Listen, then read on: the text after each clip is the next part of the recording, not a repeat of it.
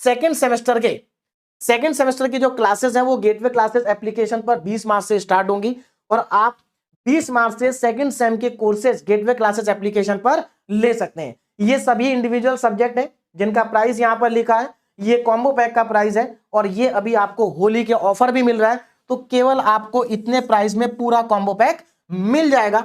और यहां पर जो सेकंड सेम के सब्जेक्ट है इसमें से इंजीनियरिंग मैथमेटिक्स 2 मैं आपको पढ़ाऊंगा गेटवे क्लासेस एप्लीकेशन पर और इलेक्ट्रॉनिक्स भी मैं पढ़ाऊंगा एंड फिजिक्स, यानी कि यहां पर ये 3 सब्जेक्ट सेकंड सेमेस्टर में मैं आपको पढ़ाने वाला हूं। क्लियर है? चलिए अब हम आगे बढ़ते हैं। नाउ अब हमारा लास्ट टॉपिक स्टार्ट होगा यहां से, दैट इज कार्नोट मैप, जिसको हम शॉर्ट में कहते हैं के मैप। क्लियर है? बहुत सारे स्टूडेंट के मैप को ही अच्छे से समझने के लिए, है ना, स्टार्टिंग से मैसेज कर रहे थे, तो अब हम यहां पर के मैप को स्टार्ट करेंगे। क्लियर है? चलिए देखिए, के मैप की अगर मैं बात करूं तो अगर आप प्रीवियस ईयर के पेपर देखेंगे, हालांकि इस बार जो आपके पेपर आ रहे हैं तो मैक्सिमम स्टूडेंट्स जो है प्रीवियस ईयर के पेपर पर अब ज्यादा भरोसा कर नहीं रहे हैं और बात भी सही है क्योंकि इस बार के जो पेपर हैं वो कुछ अनएक्सपेक्टेड आ रहे हैं, है ना। लेकिन फिर भी जो पढ़ने का तरीका है, तरीका तो हम चेंज नहीं करेंगे, तरीका तो वही रहेगा भाई। आप आउट ऑफ सिलेबस तो पढ़ेंगे नहीं, पढ़ेंगे तो आप सिलेबस ही। बात समझ में आ रही? और ऐसा भी कोई जरूरी नहीं है कि जैसे पेपर पहले आए हैं वैसा ही पेपर आगे का भी आएगा, हो सकता है कि आगे का जो आपको पढ़ना है, क्योंकि अगर बाई चांस मान लीजिए आपने ये सोच लिया कि पीवाईक्यूज नहीं आते हैं, इंपॉर्टेंट टॉपिक नहीं आते हैं, मैं इनको छोड़ देता हूं, और वही अगर एग्जाम में आ गए तो फिर आप सोचेंगे मैंने क्यों नहीं पढ़ा। तो इसलिए आप अपने पढ़ने के तरीके को चेंज मत करिएगा। हाँ, इतना आप चेंज कर सकते हो कि भाई जो इंपॉर्टेंट टॉपिक नहीं है उनको भी थोड़ा सा देख ले, है ना, क्या पता उनमें से कुछ पूछ लिया जाए। चलिए स्टार्ट करते हैं कार्नोट मैप, जिसको हम शॉर्ट में कहते हैं के मैप। के मैप क्या है? एक्चुअल में जो हमारे बुलियन फंक्शन होते हैं या हमारे जो लॉजिकल एक्सप्रेशन होते हैं उनको सिंप्लीफाई करने का एक इंपॉर्टेंट टूल है के मैप। बात समझ में आ रही?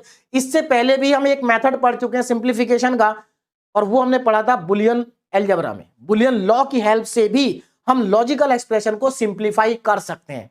लेकिन जो के मैप है ये बहुत इंपॉर्टेंट टूल है, क्योंकि के मैप की हेल्प से हम बड़े बड़े एक्सप्रेशन को बहुत ही आसानी के साथ मिनिमाइज कर देते हैं। तो इसलिए के मैप एक इंपॉर्टेंट टूल है। बात समझ में आ रही? और अगर आप देखेंगे के मैप के जो क्वेश्चन है इलेक्ट्रॉनिक्स में, जनरली यहां से 2-2 क्वेश्चन पूछे जाते हैं, 2-2 क्वेश्चन आपसे पूछे जाते हैं, तो इंपॉर्टेंट टॉपिक है। चलिए स्टार्ट करते हैं के मैप। देखिए सबसे पहले तो हम के मैप के अंदर करते क्या है, के मैप के अंदर हम एक मैट्रिक्स बनाते हैं। के मैप के अंदर हम एक मैट्रिक्स बनाते हैं जिसके अंदर छोटे छोटे सेल होते हैं। कितने सेल बनाते हैं के मैप में, ये कैसे पता चलेगा? अगर मान लो हमारे पास जो फंक्शन है अगर वो n वेरिएबल का है तो उसके अंदर 2 की पावर n सेल बनेंगे। इसका मतलब ये हुआ अगर वेरिएबल 2 होंगे तो 2 की पावर 2 सेल बनेंगे, 4 सेल बनेंगे। अगर वेरिएबल 3 होंगे तो 8 सेल बनेंगे, 4 होंगे तो 16 सेल बनेंगे, ऐसे ही बढ़ता जाएगा। और where n is the total number of variable, n यहां पर क्या है? Total number of variable. Now K map, अब ये जो के मैप होता है ये हम एसओपी फॉर्म के लिए भी बना सकते हैं और पीओएस फॉर्म के लिए भी बना सकते हैं। एसओपी फॉर्म क्या है, पीओएस फॉर्म क्या है, ये मैं आपको ऑलरेडी बता चुका हूं। क्लियर है? एसओपी फॉर्म का मतलब है यहां पर सम ऑफ प्रोडक्ट और पीओएस का मतलब है प्रोडक्ट ऑफ सम। क्लियर है? अब एक चीज ध्यान रखना, जब हम एसओपी के लिए के मैप बनाते हैं तो हर एक सेल में एक मीन टर्म आती है। क्यों? क्योंकि एसओपी फॉर्म की हर एक टर्म को मीन टर्म कहा जाता है। बात समझ में आ रही? और जब हम पीओएस फॉर्म के लिए के मैप बनाते हैं तो वहां पर हर एक सेल में एक मैक्स टर्म आती है, क्योंकि पीओएस फॉर्म में हर एक टर्म को मैक्स टर्म कहा जाता है। और आगे देखो क्या है, जब आप एसओपी फॉर्म के लिए के मैप बनाएंगे, ध्यान रखना, जब आप एसओपी फॉर्म के लिए के मैप बनाएंगे तो वहां पर ध्यान रखना जीरो के प्लेस, देखो वेरिएबल विद कॉम्प्लीमेंट, मतलब जब आप एसओपी फॉर्म के लिए के मैप बनाएंगे तो वहां पर जीरो का मतलब होगा वेरिएबल विद कॉम्प्लीमेंट, यानी कि अगर जहां पर जीरो लिखा है वहां पर आप वेरिएबल को कॉम्प्लीमेंट के साथ लिखेंगे, और जहां पर 1 लिखा है वहां पर आप वेरिएबल को बिना कॉम्प्लीमेंट के लिखेंगे। जबकि यहां पर उल्टा हो जाएगा, इसमें जहां पर जीरो है वहां पर आप वेरिएबल को बिना कॉम्प्लीमेंट के लिखेंगे, और जहां पर 1 है वहां पर आप वेरिएबल को कॉम्प्लीमेंट के साथ लिखेंगे। बोलो बात समझ में आ रही है? अब हम स्टार्ट करते हैं के मैप फॉर एसओपी फॉर्म। पहले हम के मैप को एसओपी फॉर्म के लिए बनाना सीखेंगे और उसके बाद के मैप को हम पीओएस फॉर्म के लिए बनाना सीखेंगे। तो अब यहां पर जरा ध्यान दो। अब देखो, हम अगर अपने सिलेबस की बात करें तो हमारे सिलेबस में जो के मैप है वो 2 वेरिएबल का भी है, 3 वेरिएबल का भी है, 4 वेरिएबल का भी है, 5 वेरिएबल का भी है और 6 वेरिएबल का भी है। बात समझ में आ रही है? 2 से लेकर के 6 वेरिएबल तक है। तो हमें सभी मैप के मैप को यहां पर रिवाइज करना है। अब जरा यहां पर ध्यान देंगे। सबसे पहले 2 वेरिएबल से स्टार्ट करेंगे। अगर हमारे के मैप में मतलब हमारा जो फंक्शन है, लॉजिकल एक्सप्रेशन है, अगर उसके अंदर केवल 2 वेरिएबल है तो उसको कैसे मिनिमाइज करना है वो हम यहां पर सीखेंगे। ध्यान दो, अगर 2 ही वेरिएबल है तो नंबर ऑफ सेल कितनी लेंगे के मैप में? 4 लेंगे और हर एक सेल में एक मीन टर्म आएगी। क्या आएगी? Mean term. अब जरा ध्यान दो के मैप को बनाना कैसे। 4 सेल बनानी है तो इस तरह का आप के मैप बनाएंगे। इसमें 4 सेल हैं, 1 2 3 4। क्लियर है? और जो पहला वेरिएबल है उसको नीचे लिखेंगे, दूसरे वेरिएबल को ऊपर लिखेंगे। ठीक है ना? हम इधर से इधर जा रहे हैं। अब जरा ध्यान दो, यहां पर आपको 0 लिखना है, यहां पर 1 लिखना है, यहां पर 0 लिखना है, यहां पर 1 लिखना है। मैं आपको अभी अभी बता चुका हूं कि जब हम एसओपी फॉर्म के लिए के मैप बनाते हैं तो 0 के लिए कॉम्प्लीमेंट लगाते हैं और 1 के लिए कॉम्प्लीमेंट नहीं लगाते। अब देखो इधर बी है तो 0 का मतलब बी कॉम्प्लीमेंट, 1 का मतलब बी। नीचे की तरफ क्या? ए। तो 0 का मतलब ए कॉम्प्लीमेंट, 1 का मतलब ए। अब यहां पर लिखा है कि हर एक सेल में एक मीन टर्म होती है। तो अब जरा ध्यान दो, अगर मैं आपसे पूछूं कि इस सेल के अंदर कौन सी मीन टर्म आएगी तो कैसे बताएंगे? देखो ए कॉम्प्लीमेंट और इधर से आएगा बी कॉम्प्लीमेंट। इसका मतलब ये हुआ कि इसमें ए कॉम्प्लीमेंट बी कॉम्प्लीमेंट आएगा। इसमें क्या आएगा? ए कॉम्प्लीमेंट, इधर से आएगा बी। इसमें क्या आएगा? इधर से ए और इधर से बी कॉम्प्लीमेंट, इधर से ए और इधर से बी। तो देखो ये चारों की चारों मीन टर्म है। क्या है ये? Mean term. तो हर एक सेल में एक मीन टर्म होती है। लेकिन जब हम क्वेश्चन सॉल्व करेंगे तो हम इन मीन टर्म को नहीं लिखेंगे। बात समझ में आ रही है? तो बस ये समझाने के लिए आपको इसको समझ लो कि इनमें कौन कौन सी मीन टर्म आ सकती हैं। देखो सीधी सी बात है, अगर आपको ये आपको अगर लिखना आ गया कि ये कैसे लिखना है तो आप बता सकते हैं कि इसमें कौन कौन सी मीन टर्म आएंगी। क्लियर है? चलो और देखो जरा। देखो यहां पर ये 0 है, यहां पर भी 0 है, तो सीधी सी बात है 0 0 बनेगा। यहां 0 1 तो ये 0 1 बनेगा। यहां पर 1 0 बनेगा और यहां पर 1 1 बनेगा, क्योंकि यहां पर भी 1 है, यहां पर भी 1 है। बोलो बात समझ में आ गई? पहले हम रो वाला लिखते हैं, बाद में कॉलम वाला लिखते हैं। तो यहां से भी आप समझ सकते हैं। देखो 0 का मतलब ए कॉम्प्लीमेंट, 0 का मतलब बी कॉम्प्लीमेंट, 0 का मतलब ए कॉम्प्लीमेंट, 1 का मतलब बी, 1 का मतलब ए, 0 का मतलब बी कॉम्प्लीमेंट, 1 का मतलब ए और 1 का मतलब बी। बोलो बात समझ में आ गई? अब यहां पर जब हम क्वेश्चन सॉल्व करेंगे तो हम क्वेश्चन में ये भी नहीं लिखेंगे, हम इसको भी नहीं लिखेंगे। हम क्वेश्चन में लिखेंगे क्या, उसको समझिए जरा। जब हम क्वेश्चन सॉल्व करेंगे तो हम केवल यहां पर 0 लिखेंगे, यहां पर 1 लिखेंगे, यहां पर 2 लिखेंगे और यहां पर 3 लिखेंगे और ऐसे ही कोने में लिखेंगे। बोले बात समझ में आ गई? अब ये 0 1 2 3 आए कहां से? देखो ये अगर आप इसको देखो 0 0 0 0 को अगर आप कन्वर्ट करोगे तो आपको 0 ही मिलेगा। 0 1 का मतलब क्या होता है? 1 होता है। 1 0 का मतलब क्या होता है? 2 और 1 1 का मतलब क्या होता है? 3। तो इनको कन्वर्ट करके ये नंबर हमें मिलते हैं। लेकिन आपको कन्वर्ट करना नहीं, यहां पर कन्वर्ट करके नहीं देखना है। बात समझ में आ रही है? आपको ज्यादा दिमाग यहां नहीं लगाना है, आपको सीधे नंबरिंग याद रखनी है 0 1 2 3 बस। और ये जो बीच में लिखा है ये सब हमें यहां नहीं लिखना है, ये समझने के लिए था कि कहां पर क्या आएगा। आगे बढ़ते हैं, 3 वेरिएबल पर चलते हैं। देखो 3 वेरिएबल जब होंगे तो आप एक को नीचे लिखोगे और 2 को ऊपर लिखोगे। बोलो बात समझ में आ गई? अब यहां पर आ जाओ। देखो पहला वाला वेरिएबल नीचे है, बाद वाले दोनों वेरिएबल ऊपर है। यहां पर 0, यहां पर 1। अब क्योंकि यहां पर 2 वेरिएबल है तो यहां पर 2 डिजिट्स आएंगी, 0 0 0 1 1 1 1 0, है ना? देखो 0 0 मतलब 0, 0 1 मतलब 1, 1 1 मतलब 3, 1 0 मतलब 2। अब आप सोचेंगे कि सर 2 बाद में आ रहा है, 3 पहले आ रहा है, ये क्या है? तो मैं बेटा एक बात बता दूं आपको, ये एक्चुअल में ग्रे कोड है। और बाइनरी कोड को ग्रे कोड में कैसे कन्वर्ट करते हैं ये हमने पढ़ा नहीं है और हमें पढ़ना भी नहीं है अभी। बात समझ में आ रही? बस आप इतना ध्यान रखो कि ये ग्रे कोड है और ग्रे कोड में 1 1 पहले आता है और 1 0 बाद में आता है। बस इतना आपको ध्यान रखना है। तो ये हमारे क्या है? ग्रे कोड है। क्लियर है? ग्रे कोड अभी हमें नहीं पढ़ना है ना, और हमारे सिलेबस का पार्ट भी नहीं है। तो अब जरा ध्यान दो। देखो 0 है तो 0 का मतलब बी कॉम्प्लीमेंट्स, क्योंकि इधर बी और सी है तो पहला वाला बी है, दूसरा वाला सी को रिप्रेजेंट कर रहा है। तो 0 का मतलब बी कॉम्प्लीमेंट, 0 का मतलब सी कॉम्प्लीमेंट, 0 का मतलब बी कॉम्प्लीमेंट, 1 का मतलब सी। 1 1 है तो बी सी, 1 की जगह बी, 0 की जगह सी कॉम्प्लीमेंट, क्योंकि 0 कॉम्प्लीमेंट के साथ लिखना है और 1 को बिना कॉम्प्लीमेंट के लिखना है। क्लियर है? इधर आ जाओ। 0 है तो ए कॉम्प्लीमेंट, 1 है तो ए आएगा, 1 है तो ए आएगा। अब यहां पर देखो सेल में क्या क्या आएगा, जरा ध्यान दो।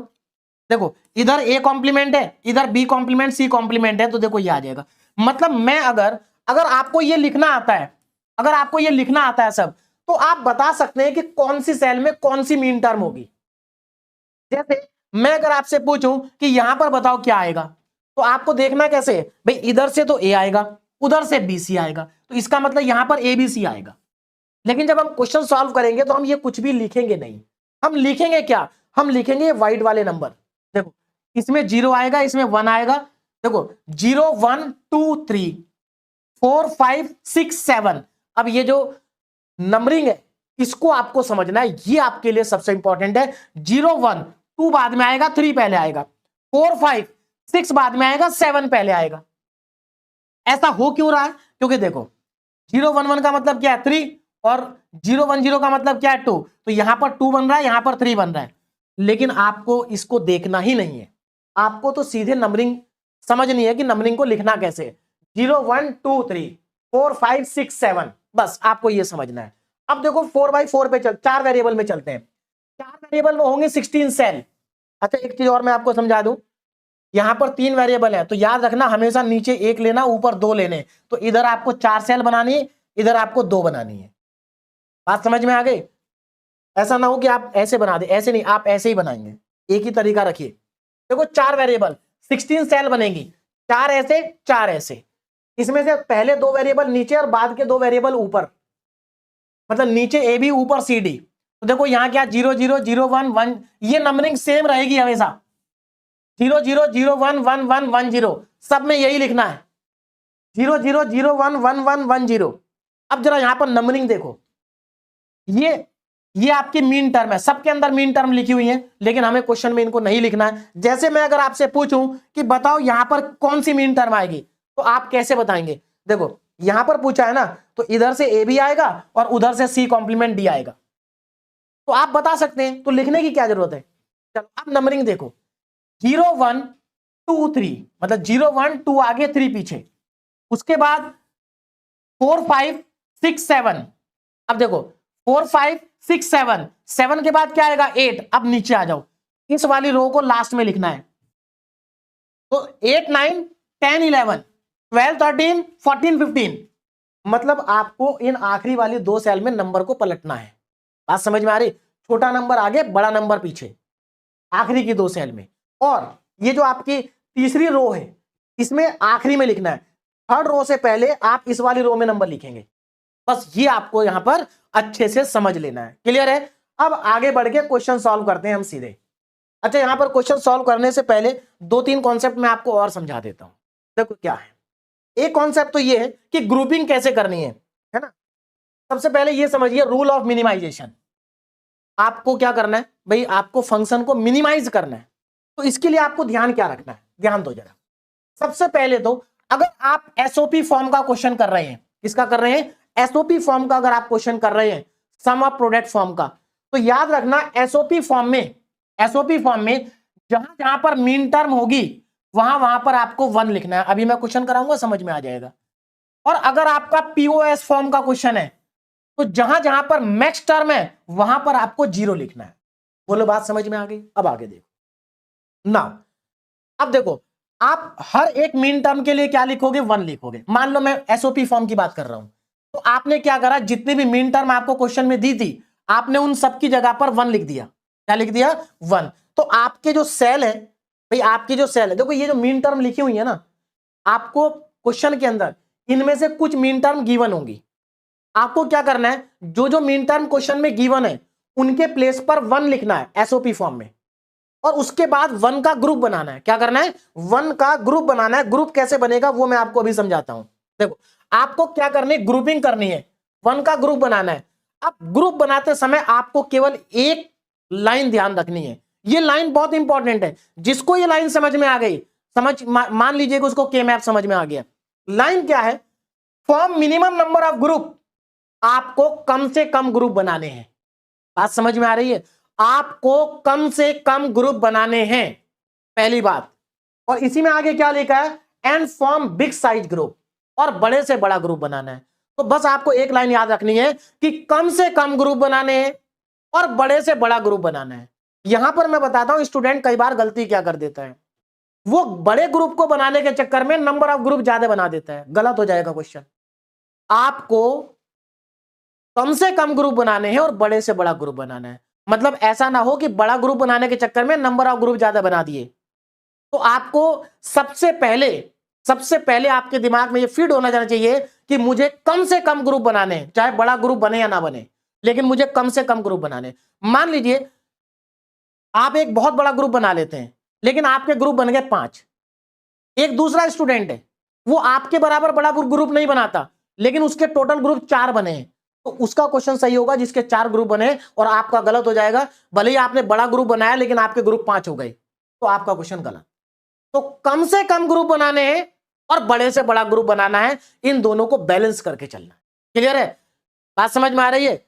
कम से कम देखो फायदा क्या होगा, आप जितने कम ग्रुप बनाएंगे उस आपके फाइनल आंसर में उतनी ही कम टर्म्स आएंगी, मतलब उतना ही छोटा एक्सप्रेशन आएगा, नंबर ऑफ टर्म आपकी कम हो जाएंगी। और आप जितना बड़ा ग्रुप बनाएंगे आपके नंबर ऑफ वेरिएबल उतने ही कम हो जाएंगे। क्लियर है? जैसे अगर आप 16 का ग्रुप बनाते हैं तो आपके 4 वेरिएबल कम हो जाते हैं। अगर आप 8 का ग्रुप बनाते हैं तो आपके 3 वेरिएबल कम हो जाते हैं। अगर आप 4 का ग्रुप बनाते हैं तो आपके 2 वेरिएबल कम हो जाते हैं। और अगर आप एक ही नंबर का ग्रुप बनाते हैं तो आपका कोई भी वेरिएबल कम नहीं होता। और यहां पर एक चीज छूट गई, और वो ये है कि अगर आप दो का ग्रुप बनाते हैं तो आपका एक वेरिएबल कम होगा, एक वेरिएबल क्या होगा, मिनिमाइज होगा। तो अब आपको समझ में आ गया होगा कि मुझे क्या करने हैं, कम से कम ग्रुप बनाने हैं, बड़े से बड़ा ग्रुप बनाना है। यही बस के मैप का लॉजिक है, यही कॉन्सेप्ट है। क्लियर है? अब यहां पर बहुत सारे स्टूडेंट के दिमाग में चल रहा होगा सर ग्रुप बनाएंगे कैसे? तो ध्यान रखना, ग्रुप बनता है एडजेसेंट सेल के बीच में। वो मैं आपको क्वेश्चन की हेल्प से समझाऊंगा कि ग्रुप बनेंगे कैसे। सीधे अब हम क्वेश्चन पे चलते हैं। पहला क्वेश्चन आ गया। यहां पर बहुत सारे क्वेश्चन है, इतने यहां पर क्वेश्चन है कि अगर आप इन सारे क्वेश्चन को प्रैक्टिस कर लेते हैं ना तो आपको के मैप के किसी भी क्वेश्चन को करने में कोई प्रॉब्लम नहीं आएगी। बहुत सारे क्वेश्चन यहां पर मैंने लिए हैं, तो ध्यान दीजिएगा जरा। पहला question, simplify the following function using K map. आपको इसको सिंप्लीफाई करना है के मैप को यूज करके। अब देखो मैं यहां पर जो के मैप का पूरा कॉन्सेप्ट है ना वो क्वेश्चन की हेल्प से आपको समझाने वाला हूं, ध्यान से समझना। देखो ये हमारा के मैप है, इसको हमें सिंप्लीफाई करना है।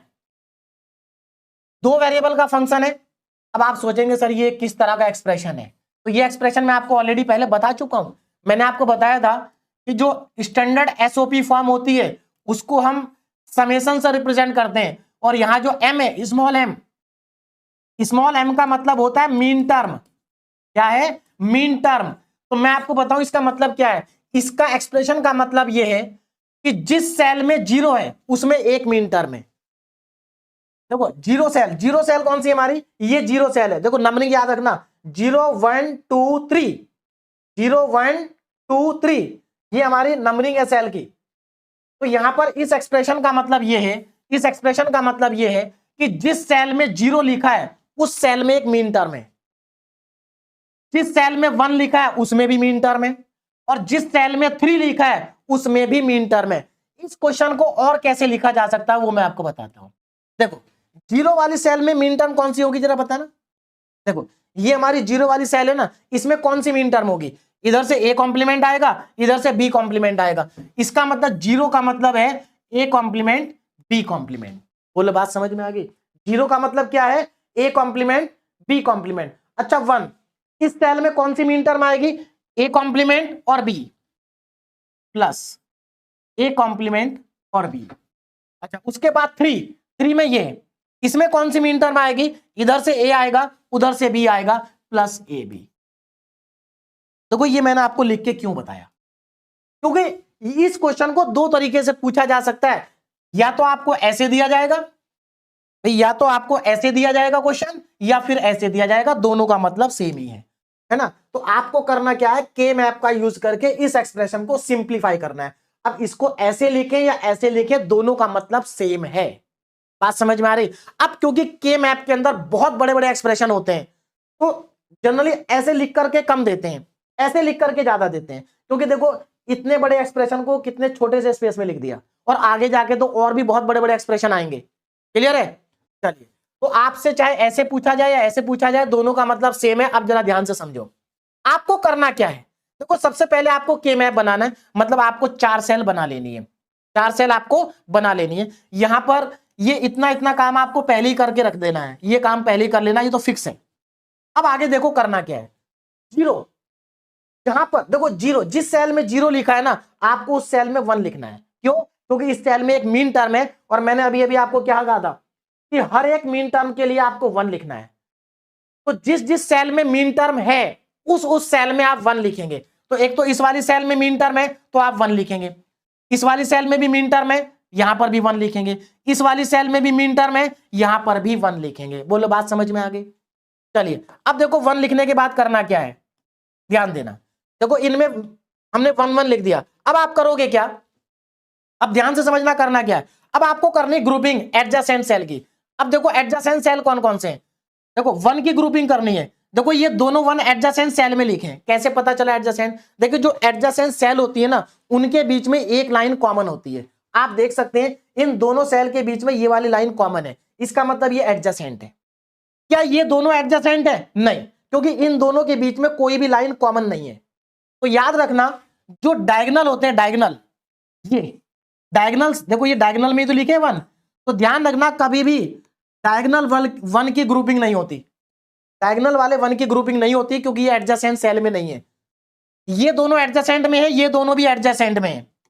बोलो, बात समझ में आ गई? तो आपको करना क्या है, इन दोनों का ग्रुप बनाना है। अब देखो यहां पर बड़े से बड़ा ग्रुप केवल 2 का बन सकता है, तो एक ग्रुप आप इन दोनों का बना देंगे, ये बन गया, और एक ग्रुप आप इन दोनों का बना। अब यहां पर ध्यान से समझना, देखो यहां पर ये अकेला 1 बचा है, अकेला 1 बचा है ना, तो आप क्या करोगे, इसका ग्रुप इसके साथ बनाओगे।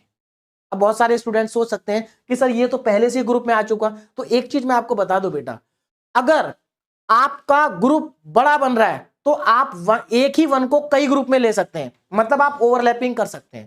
देखो, एक तरीका तो ये है कि मैं इसका अकेले का ग्रुप बनाऊं, लेकिन इससे कोई फायदा नहीं होगा ना, मुझे तो बड़े से बड़ा ग्रुप बनाना है। तो बड़े से बड़ा बनाना है तो हम क्या करेंगे, हम यहां पर इन दोनों 1 को ले लेंगे, भले ये ओवरलैपिंग होगी। देखो ये जो वाला जो 1 है ना, ये इस ग्रुप में भी है, इस ग्रुप में भी है। तो ध्यान रखना, अकेला 1 कई ग्रुप में हो सकता है, कई ग्रुप में हो सकता है। अब हमें आंसर लिखना है। देखो आंसर कैसे लिखेंगे, ध्यान से समझना, आंसर कैसे लिखेंगे। देखो, सबसे पहले आपको इस वाले ग्रुप को देखो, इस वाले ग्रुप को, ये वाला जो ग्रुप बना है। अब इसमें आप ये देखो, इसमें कॉमन क्या है। देखो, अगर आप पहले इधर से देखो, ये जो ए कॉम्प्लीमेंट है, ए कॉम्प्लीमेंट, ये ए कॉम्प्लीमेंट इसमें इस सेल में भी आएगा और इस सेल में भी आएगा। इसका मतलब इस पूरे ग्रुप में ए कॉम्प्लीमेंट कॉमन है। अच्छा, इधर देखो, देखो यहां पर बी कॉम्प्लीमेंट है और यहां पर बी है, इसका मतलब इधर कुछ भी कॉमन नहीं है। मतलब आपको क्या देखना है, आपको ये देखना है इन दोनों में कॉमन क्या है। तो इन दोनों में कुछ भी कॉमन नहीं है। बोलो, बात समझ में आ रही है? हाँ, ये ए कॉम्प्लीमेंट दोनों में जाएगा, दोनों के लिए कॉमन है, दोनों 1 के, दोनों सेल के लिए क्या कॉमन है। तो इसका मतलब इस ग्रुप का आंसर होगा मेरा ए कॉम्प्लीमेंट। अच्छा, इस ग्रुप का आंसर देखो, इस ग्रुप का देखो, इस ग्रुप में इधर से तो कुछ भी कॉमन है नहीं, क्योंकि ये ए कॉम्प्लीमेंट है, ये ए है, लेकिन यहां से बी दोनों के लिए कॉमन है, तो आप यहां पर लिख देंगे बी। समझ में आया आंसर कैसे लिखना है? आंसर कैसे लिखना है समझ में आ गया होगा। आगे बढ़ते हैं, आगे बढ़ते हैं। इस क्वेश्चन को देखो जरा, ध्यान दीजिएगा, इस क्वेश्चन को समझिए। देखो, simplify the following function using K map. आपको के मैप का यूज करके इसको सिंप्लीफाई करना है, और देखो आपको ये गिवन है। बोलो, बात समझ में आ रही? ये आपको क्या है, गिवन है। तो अगेन इस क्वेश्चन को मैं दूसरे फॉर्मेट में भी लिख सकता हूं, बात समझ में आ गई ना, लेकिन इसी में लिखा रहने देते हैं। अब देखो जरा, आपको करना क्या है, देखो जहां पर जीरो, जिस सेल में 0 लिखा है उसमें एक मीन टर्म है, जिसमें 1 लिखा है उसमें भी मीन टर्म है, जिसमें 2 लिखा है उसमें भी मीन टर्म है, और जिसमें 3 लिखा है उसमें भी मीन टर्म है।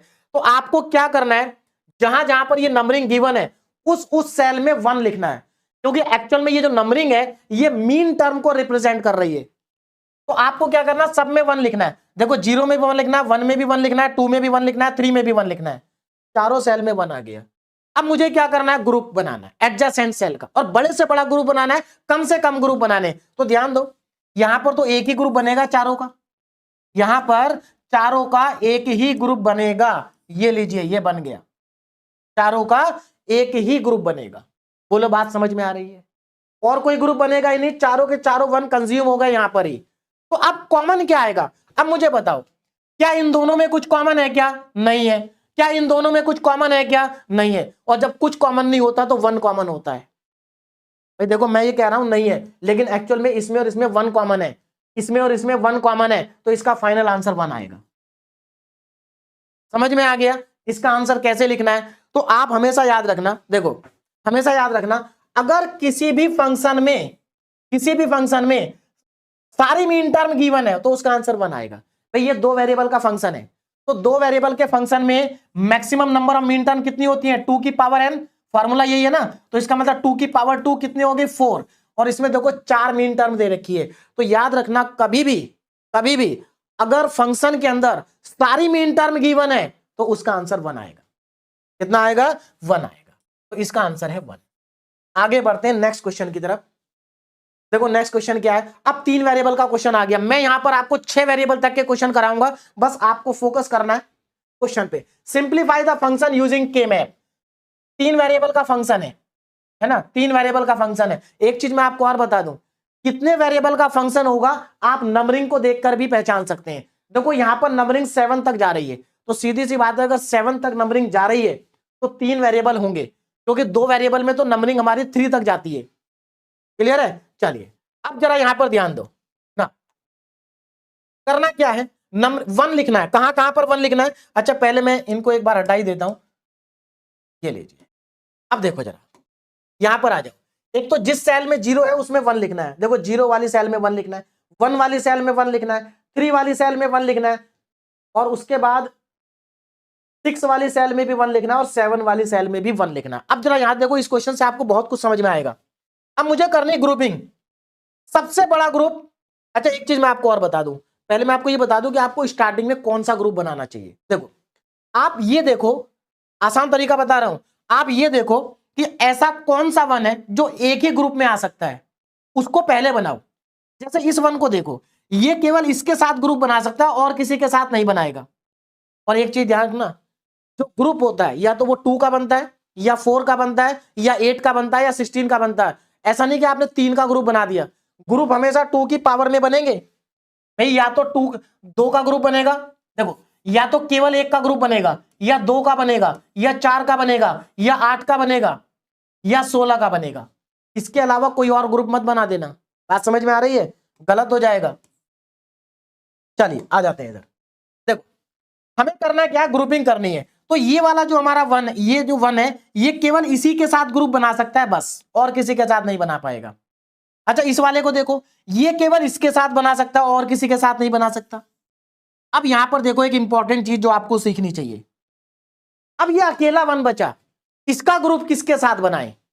अकेले का तो नहीं बनाएंगे, क्योंकि हमें बड़े से बड़ा ग्रुप बनाना है, और बड़ा ग्रुप बनाने के लिए अगर हमें ओवरलैपिंग करनी पड़ेगी तो हम ओवरलैपिंग करेंगे।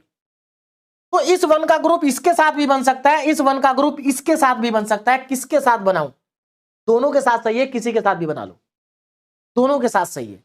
तो यहां पर एक इंपॉर्टेंट पॉइंट नोट कर लीजिए कि के मैप के आंसर आपके अलग अलग हो सकते हैं। जैसे कि अगर मैं इन दोनों का ग्रुप बनाता हूं, ध्यान से समझना, अगर मैं इन दोनों का ग्रुप बनाता हूं, इन दोनों का, तो मेरा आंसर अलग आएगा। और अगर मैं ये ग्रुप ना बना करके इन दोनों का ग्रुप बना दूं, इन दोनों का ग्रुप बना दूं, तो मेरा आंसर अलग आएगा। बोलो बात समझ में आ रही? देखो मैं आपको आंसर लिख के दिखाता हूं।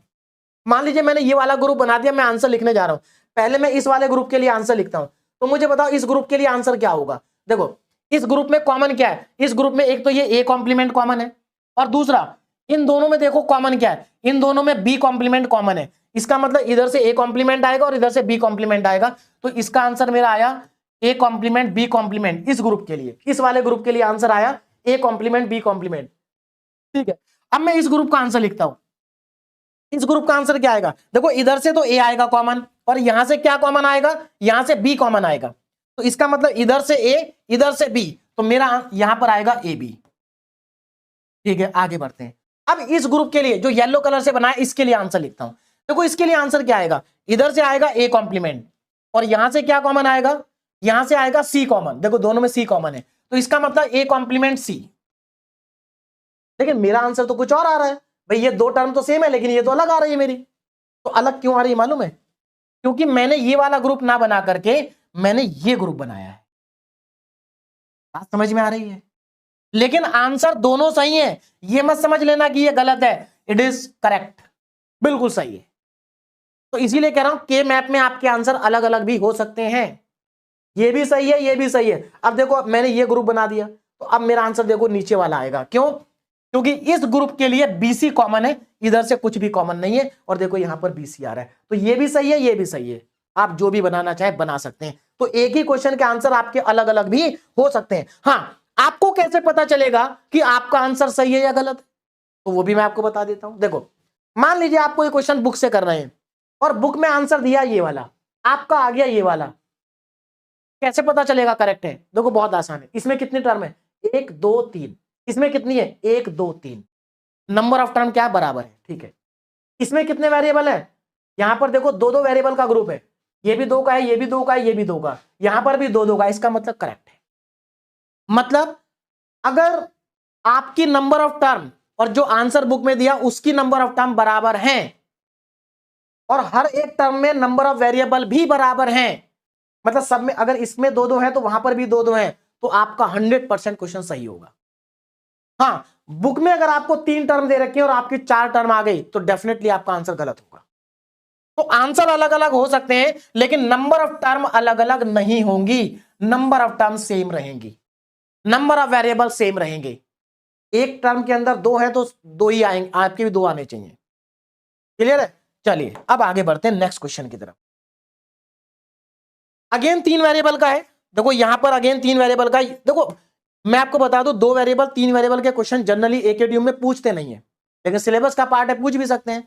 लेकिन आपको अगर 2 वेरिएबल 3 वेरिएबल के समझ में आ जाएंगे तो आगे के भी समझ में आ जाएंगे, क्योंकि कॉन्सेप्ट तो सेम रहेगा। अब यहां पर देखो मुझे ये दे रखा है ना, और मुझे करना क्या है? इसको मुझे सिंप्लीफाई करना है, इसको मुझे सिंप्लीफाई करना है। देखो एक्चुअल में क्या होता है ना, नंबरिंग लिख के पता क्यों देते हैं? इसलिए देते हैं क्योंकि अगर यहां पर अल्फाबेट लिख के देंगे तो देखो जीरो का मतलब पता क्या है? जीरो का मतलब A complement B complement C complement. Zero का मतलब है A complement B complement C complement. और इस तरह से आप सोच के देखो, जब सबके लिए लिखोगे तो कितना बड़ा एक्सप्रेशन बन जाएगा। तो इसलिए नंबरिंग करके देते हैं, तो नंबरिंग से हमारे लिए और आसान हो जाता है, और आसान हो जाता है। बाकी अगर बाई चांस एग्जाम में अगर यहां पर लिख के दे दें A complement B complement C complement plus फिर 1 की जगह पर आएगा A complement B complement C, इस तरह से सबके लिए एक एक टर्म आएगी, तो उस केस में आपको क्या करना है? आपको बस ये देखना है कि ये मीन टर्म कौन से सेल में है। जिस इस सेल में, भाई ये वाली मीन टर्म इसी सेल में आएगी ना, तो इसमें 1 लिखना है। तो क्वेश्चन आपको इस फॉर्म में भी दिया जा सकता है, इसमें भी दिया जा सकता है। 90% चांस रहेंगे कि इसी फॉर्म में आएगा। चलो आगे बढ़ते हैं। अब देखो मुझे करना क्या है, मुझे सभी सेल के अंदर 1 लिखना है जहां जहां पर नंबरिंग गिवन है। मैं पहले ये ग्रुप को हटा ही देता हूं, ये लीजिए। अब देखो मैं नंबरिंग कर रहा हूं। देखो यहां पर 0 वाली सेल में 1 लिखना है, फिर 1 वाली सेल में 1 लिखना है, 3 वाली सेल में 1 लिखना है, उसके बाद 3 के बाद 5 वाली सेल में 1 लिखना है, 6 वाली सेल में 1 लिखना है, 7 वाली सेल में 1 लिखना है। सब जगह मैंने 1 लिख दिया। अब मुझे करनी ग्रुपिंग, है ना। देखो बहुत सारे स्टूडेंट ना ये सोचते हैं कि मैं सबसे पहले बड़े से बड़ा ग्रुप बनाता हूं। बिल्कुल सही सोचते हैं, बड़े से बड़ा आप शुरू में बना सकते हैं, क्लियर है। लेकिन उससे ज्यादा अच्छा ये है कि आप ये सोचो कि सबसे पहले आप ये सोचो कि ऐसा 1 कौन सा है जो केवल एक ही ग्रुप में आएगा। तो देखो ये वाला 1 देखो आप, ये 1 केवल इसी के साथ ग्रुप बना सकता है और किसी के साथ बना ही नहीं पाएगा। तो पहले इसी का ग्रुप बना दिया मैंने। बात समझ में आ रही? अब इसको देखो, ये केवल इसके साथ ही बना पाएगा बस, तो इसको भी मैंने बना दिया। अब बाकी बचे हुए देख लेते हैं। ये बच गया और ये बच गया, है ना। बहुत सारे स्टूडेंट इसका ग्रुप इसके साथ बना देंगे, इसके साथ इसका बना देंगे, ऐसा कर देते हैं जल्दबाजी में। लेकिन ऐसा नहीं करना भाई, आपको बड़े से बड़ा ग्रुप बनाना है और कम से कम ग्रुप बनाने। अगर आप इन दोनों के अलग अलग बनाते हो तो आपके ग्रुप भी ज्यादा हो जाएंगे और छोटे ग्रुप रह जाएंगे। तो अब आपको यहां पर करना क्या है, आप इन चारों का ग्रुप बना दो। आप इन चारों का ग्रुप बना दीजिए, ये लीजिए। तो आपके सारे 1 भी कवर हो गए, आपका ग्रुप भी बड़े से बड़ा हो गया, है ना, और नंबर ऑफ ग्रुप भी कम हो गए। देखो केवल 3 ही ग्रुप बने, अब 3 से कम बन ही नहीं सकते यहां पर। भाई कोई ऐसा स्टूडेंट है क्या जो 3 से कम बना देगा? पॉसिबिलिटी नहीं है, 3 कम से कम बनेंगे ही बनेंगे। बात समझ में आ रही? तो हमारे यहां पर 3 ग्रुप, और एक चीज ध्यान रखना, जितने ग्रुप बनेंगे उतनी ही टर्म आएंगी। क्लियर है? और जितना बड़ा ग्रुप बनेगा उतने वेरिएबल कम आएंगे। देखो यहां पर 4 का ग्रुप बना है, एक ही वेरिएबल आ रहा है। देखो अब आंसर कैसे लिखना है, चलिए पहले मैं इस वाले ग्रुप के लिए आंसर लिखता हूं। इसके ये जो 2 का ग्रुप है, तो इसमें 2 में कॉमन क्या है? देखो इधर से ए कॉम्प्लीमेंट कॉमन है और इधर क्या कॉमन है? इधर से बी कॉम्प्लीमेंट कॉमन है। तो पहली टर्म आ गई मेरी ए कॉम्प्लीमेंट बी कॉम्प्लीमेंट। चलिए अब मैं इसके लिए लिख लेता हूं, ये वाला जो 2 का ग्रुप है, इधर से क्या कॉमन है? ए, इधर से क्या कॉमन है? बी। तो यहां से देखो ए बी आ गया। बोले बात समझ में आ रही है? उसके बाद ये 4 वाला देखो, ये जो हमारा 4 वाला ग्रुप है, देखो आपको कॉमन देखना होता है रो में और कॉलम में। जैसे ये वाला जो हमारा ग्रुप है 4 का, ये दोनों रो में आ रहा है, तो इन दोनों रो में कुछ कॉमन है क्या? कुछ भी कॉमन नहीं है। अच्छा ये इन दोनों कॉलम में भी आ रहा है, तो इन दोनों कॉलम में कुछ कॉमन है क्या? सी कॉमन है, तो देखो सी आ गया। बोलो बात समझ में आ रही है? कैसे लिखना है आंसर? तो हमारा आंसर आ चुका फाइनल। यहां पर 3 ग्रुप बने। आगे चलते हैं नेक्स्ट क्वेश्चन पे। अब यहां से जो क्वेश्चन स्टार्ट हो रहे हैं, ये बहुत इंपॉर्टेंट क्वेश्चन है, 4 वेरिएबल के क्वेश्चन है। जैसे ये क्वेश्चन आपका 2024 में भी आ चुका, 2021 में भी आ चुका है। 4 वेरिएबल हमें यहां पर दे रखे हैं, ये हमारी सारी मीन टर्म है। मतलब ये जो नंबरिंग है, इन सभी में हमको 1 लिखना है। इन सभी सेल में हमें क्या लिखना है? 1 लिखना है। तो चलिए स्टार्ट करते हैं। ध्यान दीजिएगा यहां पर, देखो 1 वाली सेल में, हाँ 1 वाली सेल में 1 लिखना है, 3 वाली सेल में 1 लिखना है, उसके बाद 3 के बाद 4 वाली सेल में 1 लिखना है, ये रहा 4, 5 की सेल में भी 1 लिखना है, 6 में भी 1 लिखना है, 7 में भी 1 लिखना है, उसके बाद 9 में 1 लिखना है, उसके बाद 11 में 1 लिखना है, उसके बाद 13 में 1 लिखना है, उसके बाद 15 में 1 लिखना है। सब लिख दिए मैंने। अब आपको करना क्या है? कम से कम ग्रुप बनाने हैं, बड़े से बड़ा ग्रुप बनाना है। बस आपके दिमाग में एक ही लाइन होनी चाहिए, कम से कम ग्रुप बनाने हैं, बड़े से बड़ा ग्रुप बनाना है। तो बनाते हैं। देखो अगर आप यहां पर देखो, क्या कोई आपको ऐसा 1 दिखाई दे रहा है जो एक ही ग्रुप में इन्वॉल्व होगा? हाँ ये रहा। देखो इस 1 को देखो आप, ये 1 इन्हीं के साथ ग्रुप बना सकता है, इनके या इनके साथ तो नहीं बना सकता। बात क्लियर है? और यहां पर देखो 4 लिखे एक लाइन से। कितने लिखे? 4। तो सबसे पहले मैं यही ग्रुप बना देता हूं, चारों का। बोलो बात समझ में आ गई? क्लियर है सबको? आगे देखो, अब हमारे पास ये बचा 1। देखो ये भी 4 का ग्रुप बन रहा है और ये भी 4 का ग्रुप बन रहा है, लेकिन 4 के 2 मत बना देना, ये तो 8 का ग्रुप बन रहा है। देखो कितने का ग्रुप बन रहा है? 8 का ग्रुप बन रहा है भाई। 2 ही ग्रुप बने और दोनों ही बड़े बड़े ग्रुप बने, 2 ही ग्रुप में काम खत्म हो गया। इसका मतलब हमारे आंसर में 2 ही टर्म आएंगे। अब देखो कितना मिनिमाइज हो गया हमारा क्वेश्चन। देखो अगर इस क्वेश्चन को ना मैं अगर अल्फाबेट की फॉर्म में लिखूंगा ना, तो ये क्वेश्चन यहां से स्टार्ट होकर यहां तक जाएगा। क्यों? क्योंकि देखो 1 की जगह पर क्या लिखना पड़ेगा मुझे? भाई 1 कहां पर है? 1 यहां पर है। इसकी जगह मुझे क्या लिखना पड़ेगा? ए कॉम्प्लीमेंट बी कॉम्प्लीमेंट और इधर से सी कॉम्प्लीमेंट डी। मतलब केवल 1 की जगह पर A complement B complement C complement D लिखना पड़ेगा। ये तो मुझे केवल 1 के प्लेस पर लिखना पड़ेगा।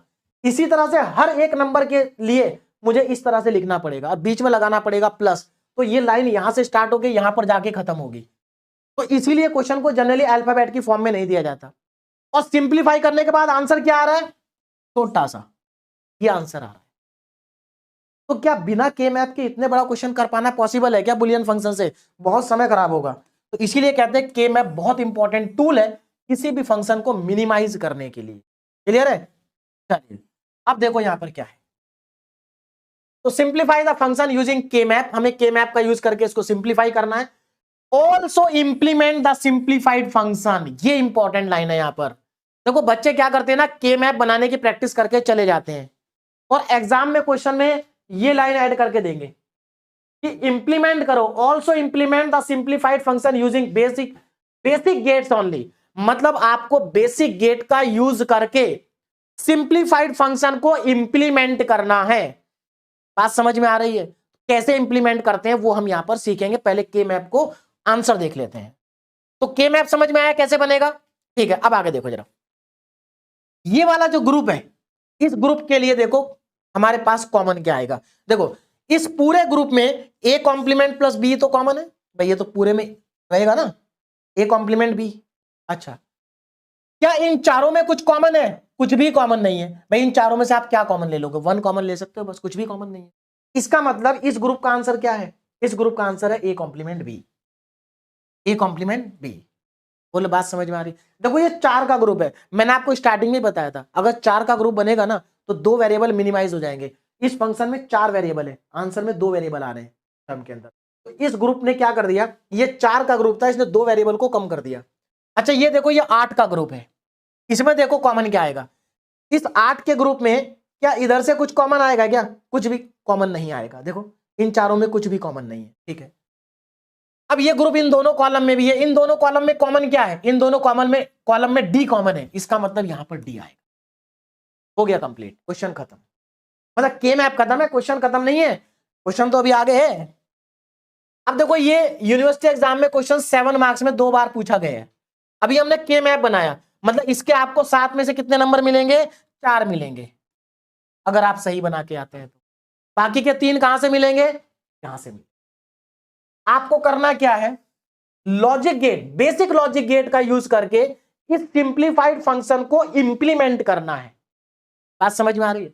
और ध्यान रखना यूजिंग बेसिक गेट ओनली, यहां पर यूनिवर्सल गेट का यूज नहीं करना, बेसिक गेट का यूज करना है। बेसिक गेट कौन कौन से हैं? नॉट, एंड और ये 3 हमारे बेसिक हैं।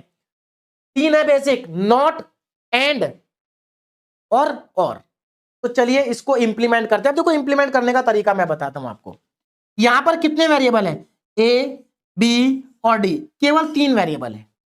बोले बात समझ में आ रही? अच्छा मुझे बताओ, मुझे ए कॉम्प्लीमेंट कब मिलेगा? भाई मुझे ए कॉम्प्लीमेंट तब मिलेगा जब मैं ए को नॉट गेट से पास कराऊंगा, तभी मुझे क्या मिलेगा? ए कॉम्प्लीमेंट मिलेगा। देखो समझना बेसिक, इंप्लीमेंट कैसे करना, कॉन्सेप्ट को समझो।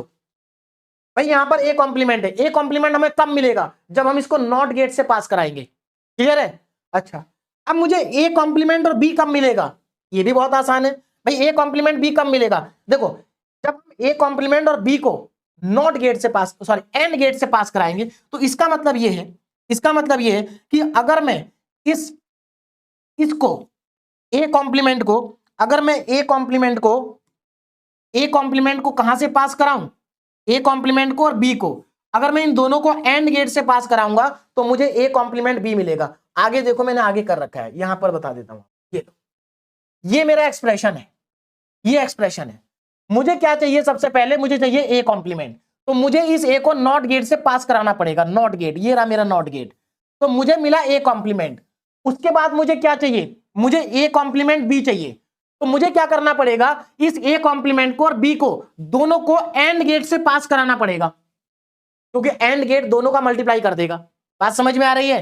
तो यहां पर इन दो, देखो ये इसका जो आउटपुट है और ये जो बी है, दोनों को एंड गेट से पास करा देंगे तो ये मिल जाएगा। अब मुझे क्या चाहिए?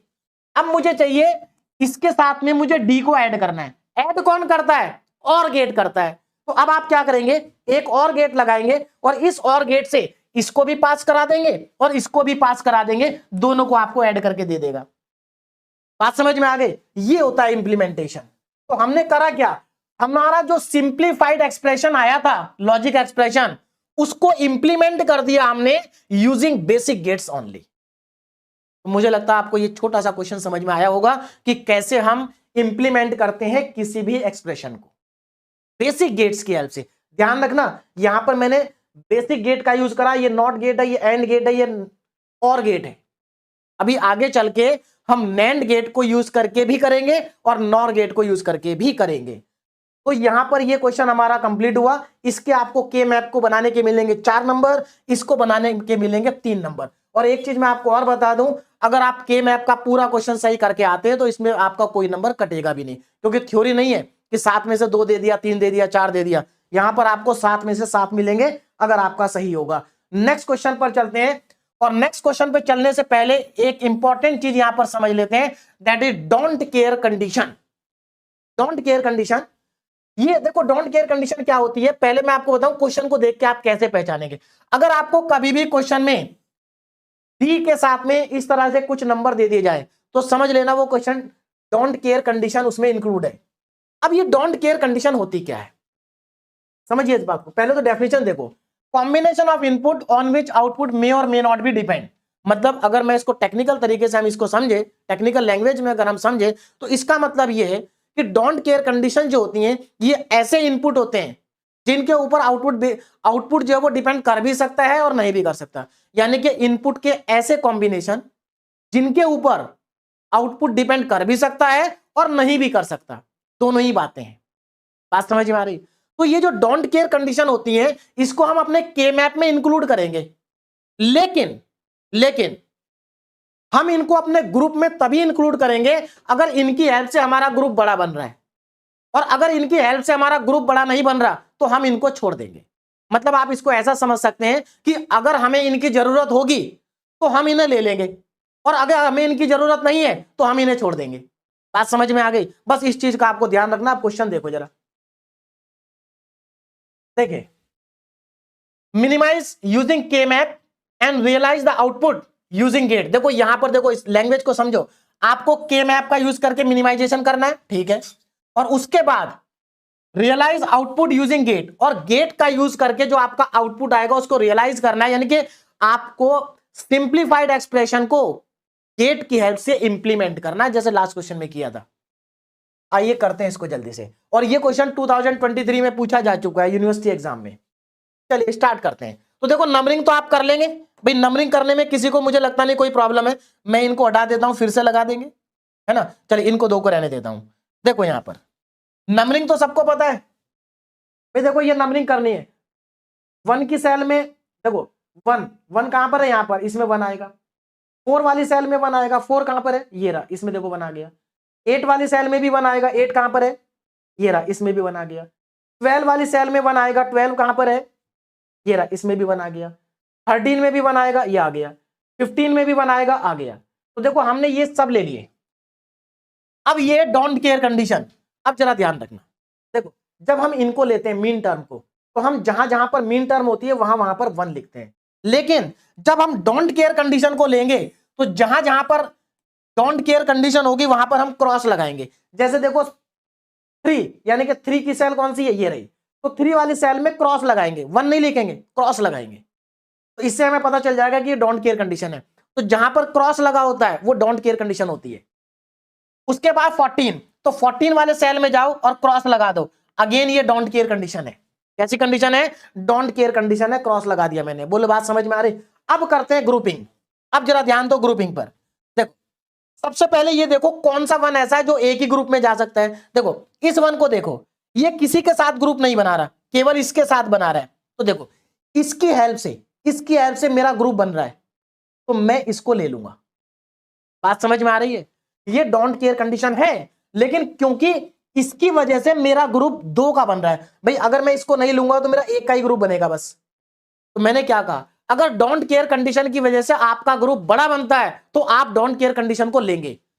तो इसको डोंट केयर कंडीशन की हेल्प से हम ये ग्रुप बना देंगे 2 का, ठीक है। अब यहां पर आ जाओ नीचे, देखो ये 1 है, ये 1 है, ये 1 है, तो 3 का ग्रुप तो बनता नहीं भाई। या तो मेरे साथ पास ऑप्शन ये, मैं 2 का ही ग्रुप बनाऊं, लेकिन वो फिर 1 बच जाएगा। लेकिन अगर मैं इस डोंट केयर कंडीशन को ले लूं तो मेरा 4 का ग्रुप बन रहा है। इसका मतलब डोंट केयर कंडीशन को लेके मेरा बड़ा ग्रुप बन रहा है, तो मैं यहां पर भी डोंट केयर कंडीशन को लूंगा, तो मेरा ग्रुप बन जाएगा 4 का। अब मेरे पास ये 1 बचा और ये 1 बचा, इनकी भी मुझे ग्रुपिंग करनी है। तो कैसे करूं, देखो ये केवल इसके साथ ग्रुप बना सकता है और किसी के साथ बनाएगा ही नहीं, तो मैं इसके साथ इसका ग्रुप बना देता हूं। ये लीजिए बन गया इसके साथ इसका ग्रुप, है ना भाई। हमने देखो ओवरलैपिंग कर दी। मैं आपको पहले ही बता चुका हूं कि अगर ओवरलैपिंग करके आपका बड़ा ग्रुप बनता है तो आप बड़ा ग्रुप बनाएंगे, चाहे कितनी भी बार ओवरलैपिंग हो जाए। अब इसको देखो, ये भी इसके साथ ही ग्रुप बना सकता है और किसी के साथ बना नहीं सकता, तो एक बार और ओवरलैपिंग कर देते हैं। तो कितनी भी बार ओवरलैपिंग करनी पड़े, अगर ओवरलैपिंग करके आपका ग्रुप बड़ा बनता है तो आप बड़ा ग्रुप बनाएंगे। आप कम से कम ग्रुप बनाएंगे और बड़े से बड़ा ग्रुप बनाएंगे। देखो यहां पर कितने ग्रुप बने, 1 2 3 4, और मुझे लगता है 4 से कम ग्रुप बनेंगे ही नहीं, चाहे आप कितनी भी कोशिश कर लो। तो 4 ग्रुप बने, 3 ग्रुप 2 2 के बने, 1 ग्रुप 4 का बना। क्लियर है? अब आंसर लिखेंगे। चलिए आंसर लिखते हैं जल्दी से। देखो इस ग्रुप का आंसर कितना आएगा भाई, इस ग्रुप में कॉमन क्या है, देखो इधर से A complement B complement common है, और इधर से क्या कॉमन है, डी कॉमन है। तो A complement B complement D, ये वाला आंसर आ गया। इस ग्रुप का आंसर यही है ना, हाँ। ए कॉम्प्लीमेंट इधर से A complement B complement common है और इधर से डी कॉमन है, ये आंसर आ गया। ठीक है, अब कौन से ग्रुप का आंसर लिखते हैं? हाँ चलिए इस बड़े वाले ग्रुप का आंसर लिख लेते हैं। चार का जो ग्रुप है, देखो इस 4 वाले ग्रुप में इधर से तो कुछ कॉमन आएगा नहीं, क्योंकि भाई इन चारों में कुछ भी कॉमन नहीं है। इधर से क्या है? इधर से ए भी कॉमन आएगा, तो इसका मतलब बड़े ग्रुप का आंसर हमारा ए बी है, ये लिखा शुरू में। अच्छा उसके बाद ये वाला ग्रुप ले लो, ऊपर वाला, दो का ग्रुप है ना, 2 का ये 2 का ये, तो इन दोनों में देखो, इन दोनों में क्या कॉमन है? इन दोनों में बी कॉमन है, और इधर से क्या कॉमन है? C complement D complement. इसका मतलब B C complement D complement answer है, B C complement D complement answer है। क्लियर है? चलिए उसके बाद इस वाले ग्रुप को देखो, इस वाले ग्रुप को, इसमें क्या कॉमन है? इधर से ए कॉमन है, इधर से क्या कॉमन है? सी कॉम्प्लीमेंट डी कॉम्प्लीमेंट, तो ए सी कॉम्प्लीमेंट डी कॉम्प्लीमेंट। अच्छा एक चीज ध्यान रखना, यहां पर इनको सबको सीक्वेंस में लिखना। देखो मैंने यहां पर तो ऐसे लिख दिया, लेकिन मैंने इसको आगे सीक्वेंस में लिखा है, तो जब भी आप इंप्लीमेंटेशन करेंगे तो आप फाइनल एक्सप्रेशन को एकदम सीक्वेंस में लिखेंगे। सीक्वेंस का मेरा मतलब है जैसे यहां पर ए बी सी डी है, तो देखो ए और बी सीक्वेंस में है, ए बी डी सीक्वेंस में है ना, ये सीक्वेंस में नहीं है, बी को पहले लिखो, बी सी डी लिखोगे, यहां पर ए को पहले लिखो, तो सीक्वेंस में लिखना है। ठीक है ना, मैंने आगे लिख दिया सीक्वेंस में, ये आ गया। अब ये जो हमारा सिंप्लीफाइड एक्सप्रेशन आया है, इसको हमें इंप्लीमेंट करना है यूजिंग गेट्स, गेट का यूज करके, है ना। अब इसमें ऐसा तो कुछ लिखा नहीं है कि बेसिक गेट का यूज करना है या यूनिवर्सल गेट का यूज करना है, तो आप कुछ भी कर सकते हैं। मैंने यहां पर बेसिक गेट का यूज करके बनाया है ना। ध्यान दो इधर। अब देखो बनाने का तरीका, देखो आपको देख के लग रहा होगा ये इतना टफ सा डायग्राम कैसे बनेगा, बहुत डिफिकल्ट है। और कुछ भी नहीं है, बहुत सिंपल है। एक बात समझ लोगे, किसी का भी बना सकते हो, किसी भी एक्सप्रेशन को आप इंप्लीमेंट कर सकते हो। देखो कैसे, सबसे पहले ये देखो इसके अंदर कौन कौन से अल्फाबेट आ रहे हैं। ए भी आ रहा है, बी आ रहा है, सी आ रहा है, डी आ रहा है, चारों आ रहे हैं। ठीक है, उसके बाद ये देखो ए बी सी डी चारों आ रहे हैं। ठीक है, उसके बाद ये देखो किस किस का कॉम्प्लीमेंट है। देखो ए और ए का कॉम्प्लीमेंट भी है, बी और बी का कॉम्प्लीमेंट भी है। चलो एक ए और ए का कॉम्प्लीमेंट भी है, बी और बी का कॉम्प्लीमेंट भी है। अच्छा सी, देखो सी का केवल कॉम्प्लीमेंट है, सी नहीं है। उसके बाद डी, डी का कॉम्प्लीमेंट भी है और डी भी है। तो आपको करना क्या, सबसे पहले अब देखो सीक्वेंस में लिखेंगे। अगर यहां पर एबीसीडी आ रहा है तो आप एबीसीडी को सीक्वेंस में लिखेंगे, उल्टा मत कर देना, नहीं तो डिफिकल्ट हो जाएगा डायग्राम। सबसे पहले आप ए लिखेंगे, फिर बी लिखेंगे, फिर सी लिखेंगे, फिर डी लिखेंगे। अब देखो उसके बाद क्या करना है, ए के साथ ए का कॉम्प्लीमेंट भी है, तो देखो ये तो ए हो गया, तो आपको इसका कॉम्प्लीमेंट भी बनाना है। तो एक काम करो, ए का कॉम्प्लीमेंट कैसे बनेगा, नॉट गेट से पास करा के। तो आप इस ए की 2 ब्रांच बना दो, एक इधर और एक इधर, और एक ए इसमें से पास होगा तो इसका कॉम्प्लीमेंट आ जाएगा। क्या आ जाएगा, कॉम्प्लीमेंट आ जाएगा। बोलो बात समझ में आ रही है? तो ये हमारा ए हो गया और ये हमारा ए का कॉम्प्लीमेंट, इसका मतलब ये ए है और ये ए का कॉम्प्लीमेंट है। बोलो बात समझ में आ गई? ठीक है, हाँ ध्यान दीजिएगा। देखो तो ये समझ में आ गया कि ये ए और ये क्या है, ए कॉम्प्लीमेंट है। अब आगे देखो, सिमिलर तरीके से अब आपको बी को लेना है। अब आपको बी को लेना है। देखो आप, मैं बताऊं क्या करना है आपको, आप ये नीचे का तो बाद में बनाना, इसको शुरू में मत बनाना, इस नीचे वाले पार्ट को बाद में बनाना। पहले आपको इतना इतना डायग्राम बनाना, ऊपर ऊपर का, बस नीचे का मत बना देना स्टार्टिंग में, इसको बनाओ पहले। अब देखो ये बी है, तो बी की भी 2 ब्रांच बनाओ, क्योंकि बी है, बी के साथ बी का कॉम्प्लीमेंट भी है। तो ये तो बी की लाइन हो गई और ये हमारा बी का कॉम्प्लीमेंट हो गया, नॉट गेट से पास करा दिया। ये नॉट गेट है, ये भी नॉट गेट है, ये बी कॉम्प्लीमेंट आ गया। ठीक है, अब सी को देखो, सी का केवल कॉम्प्लीमेंट है, सी नहीं है, तो सी का एक ही ब्रांच रहेगी, तो सी को सीधे नॉट गेट से पास कराओ, सी का कॉम्प्लीमेंट आ गया। अब डी, देखो ये डी की भी 2 ब्रांच बनानी पड़ेगी, क्योंकि डी भी है और डी का कॉम्प्लीमेंट भी है, तो ये डी हो गया और ये डी का कॉम्प्लीमेंट आ गया, नॉट गेट से पास करा दिया। बोलो इतनी बात समझ में आ गई? तो आपका इतना इतना डायग्राम बनके तैयार हो गया, ऊपर वाला पार्ट, ऊपर वाला पार्ट। अब देखो आगे कैसे करना, अब मेरी बात को ध्यान से समझना। देखो आप कहीं से भी स्टार्ट कर सकते हैं, है ना, कहीं से भी आप स्टार्ट कर सकते हैं। मैंने इसमें आगे से स्टार्ट कर दिया, लेकिन आप एक काम करना, आप यहां से स्टार्ट करना, है ना। चलिए अब ध्यान दो जरा, पहले मैंने इस वाली टर्म को लिखा है। देखो इसके लिए मैं डायग्राम बना रहा हूं पहले। देखो यहां पर क्या डी कॉम्प्लीमेंट, यहां पर क्या सी कॉम्प्लीमेंट, यहां पर क्या ए कॉम्प्लीमेंट। तो D complement, C complement, A complement, और इन तीनों का क्या हो रहा है, मल्टीप्लीकेशन हो रहा है। एक बात बताओ, तीनों का मल्टीप्लीकेशन कब होगा, जब तीनों को एंड गेट से पास कराएंगे, क्योंकि एंड गेट क्या करता है, जितने भी इनपुट होता है सबको मल्टीप्लाई कर देता है। तो आपको करना क्या है, जो डी कॉम्प्लीमेंट की लाइन है, देखो ये डी कॉम्प्लीमेंट की लाइन है, इस डी कॉम्प्लीमेंट की लाइन को आगे बढ़ाओ, उल्टा चलना है, पहले डी देखो फिर सी देखो, सी कॉम्प्लीमेंट कहां, ये रहा, इसको आगे बढ़ाओ। उसके बाद क्या है, उसके बाद ए कहां पर है, ये रहा, इस लाइन को आगे बढ़ाओ। बोलो बात समझ में आ गई, तीनों लाइनें समझ में आ रही हैं, ये तीनों लाइन, इसको आगे बढ़ाया पहले, फिर इसको आगे बढ़ाया, उसके बाद इसको आगे बढ़ाया, और तीनों को पास करा दिया एंड गेट से, तो तीनों से आउटपुट मिला आपको क्या, ए सी कॉम्प्लीमेंट डी कॉम्प्लीमेंट। देखो क्योंकि ये डी था, ये आपका सी कॉम्प्लीमेंट था, और ये आपका ए था, तीनों का प्रोडक्ट हो गया। बोले बात समझ में आ रही है, आगे बढ़, इतनी कहानी आपको समझ में आ गई होगी। अब आगे देखो, अब मैं इस वाली टर्म पे आ जाता हूं, इस वाली टर्म पे आ जाता हूं, तो देखो इसमें क्या डी कॉम्प्लीमेंट है, तो मैंने डी कॉम्प्लीमेंट वाली लाइन को आगे बढ़ाया, ये रही लाइन, देखो डी कॉम्प्लीमेंट वाली लाइन इसमें भी यूज हो चुकी है, कोई दिक्कत नहीं है, एक लाइन कई जगह जाएगी, मैंने डी कॉम्प्लीमेंट को आगे बढ़ाया, ये आ गया। उसके बाद सी कॉम्प्लीमेंट, मैंने सी कॉम्प्लीमेंट वाली लाइन को आगे बढ़ाया, ये आ गया। उसके बाद बी, मैंने बी वाली लाइन को आगे बढ़ा दिया, ये आ गया। और उसके बाद तीनों को एंड गेट से पास करा दिया, ये मेरा आउटपुट आ गया। देखो कितना आसान है, अगर आप स्टेप बाय स्टेप आगे बढ़ेंगे तो बहुत आसान है। और आगे चलते हैं, इतना समझ में आ गया। अब इस वाली टर्म पे आ जाओ, उल्टा चलना है, पहले डी को देखो, डी को आगे बढ़ाओ, पहले डी कहां पर है, ये रहा, डी को आगे बढ़ाओ, ये लो डी को आगे बढ़ा दिया। उसके बाद बी कॉम्प्लीमेंट को आगे बढ़ाओ, बी कॉम्प्लीमेंट ये रहा, ये लो बी कॉम्प्लीमेंट को आगे बढ़ा दिया। उसके बाद ए कॉम्प्लीमेंट को आगे बढ़ाओ, ये लीजिए ए कॉम्प्लीमेंट को आगे बढ़ा दिया, तीनों के बीच में एंड कर दो, आंसर आगे आ जाएगा आपके पास। बोलो बात समझ में आ रही है, तीनों को आगे बढ़ा दिया, एंड हो गया। समझ में आ रहा है इंप्लीमेंटेशन कैसे होता है लॉजिक गेट का, ये हमारा इंप्लीमेंटेशन होता है। अब इस वाली टर्म पे आ जाओ, इसमें क्या है, ए बी, पहले बी को देखो, बी को आगे बढ़ाओ, ये रहा बी, बी को आगे बढ़ाओ, ये बढ़ा दिया। उसके बाद ए को आगे बढ़ाओ, ये बढ़ा दिया, और एंड गेट लगा दो, पास करा दिया। बोलो बात समझ में आ रही। तो अगर जैसे मैं आपको बता रहा हूं ना, अगर आप ऐसे बनाएंगे ना, तो ये बहुत बड़े बड़े डायग्राम ना बहुत इजी से हो जाएंगे, बहुत इजी हो जाएंगे। क्लियर है, बस खत्म हो गया। अब आपको क्या करना है भाई, आपके अब ये जो चारों के चारों आए हैं, इनको ऐड करना है। ऐड कौन करता है, और गेट, चारों को और गेट से पास करा। तो हमारा इंप्लीमेंटेशन हो गया इस बुलियन फंक्शन का with the help of logic gate. इसके आपको 3 नंबर मिलेंगे, इसको आपको 4 नंबर मिलेंगे। बोलो बात समझ में आ गई, बोलो बात समझ में आ गई। अब आगे बढ़े, नेक्स्ट क्वेश्चन की तरफ चले। चलिए एक क्वेश्चन आपको और समझाता हूं एसओपी फॉर्म का, उसके आगे के क्वेश्चन आप अपने आप कर लेंगे, मैंने सारे सॉल्व कर रखे हैं, है ना।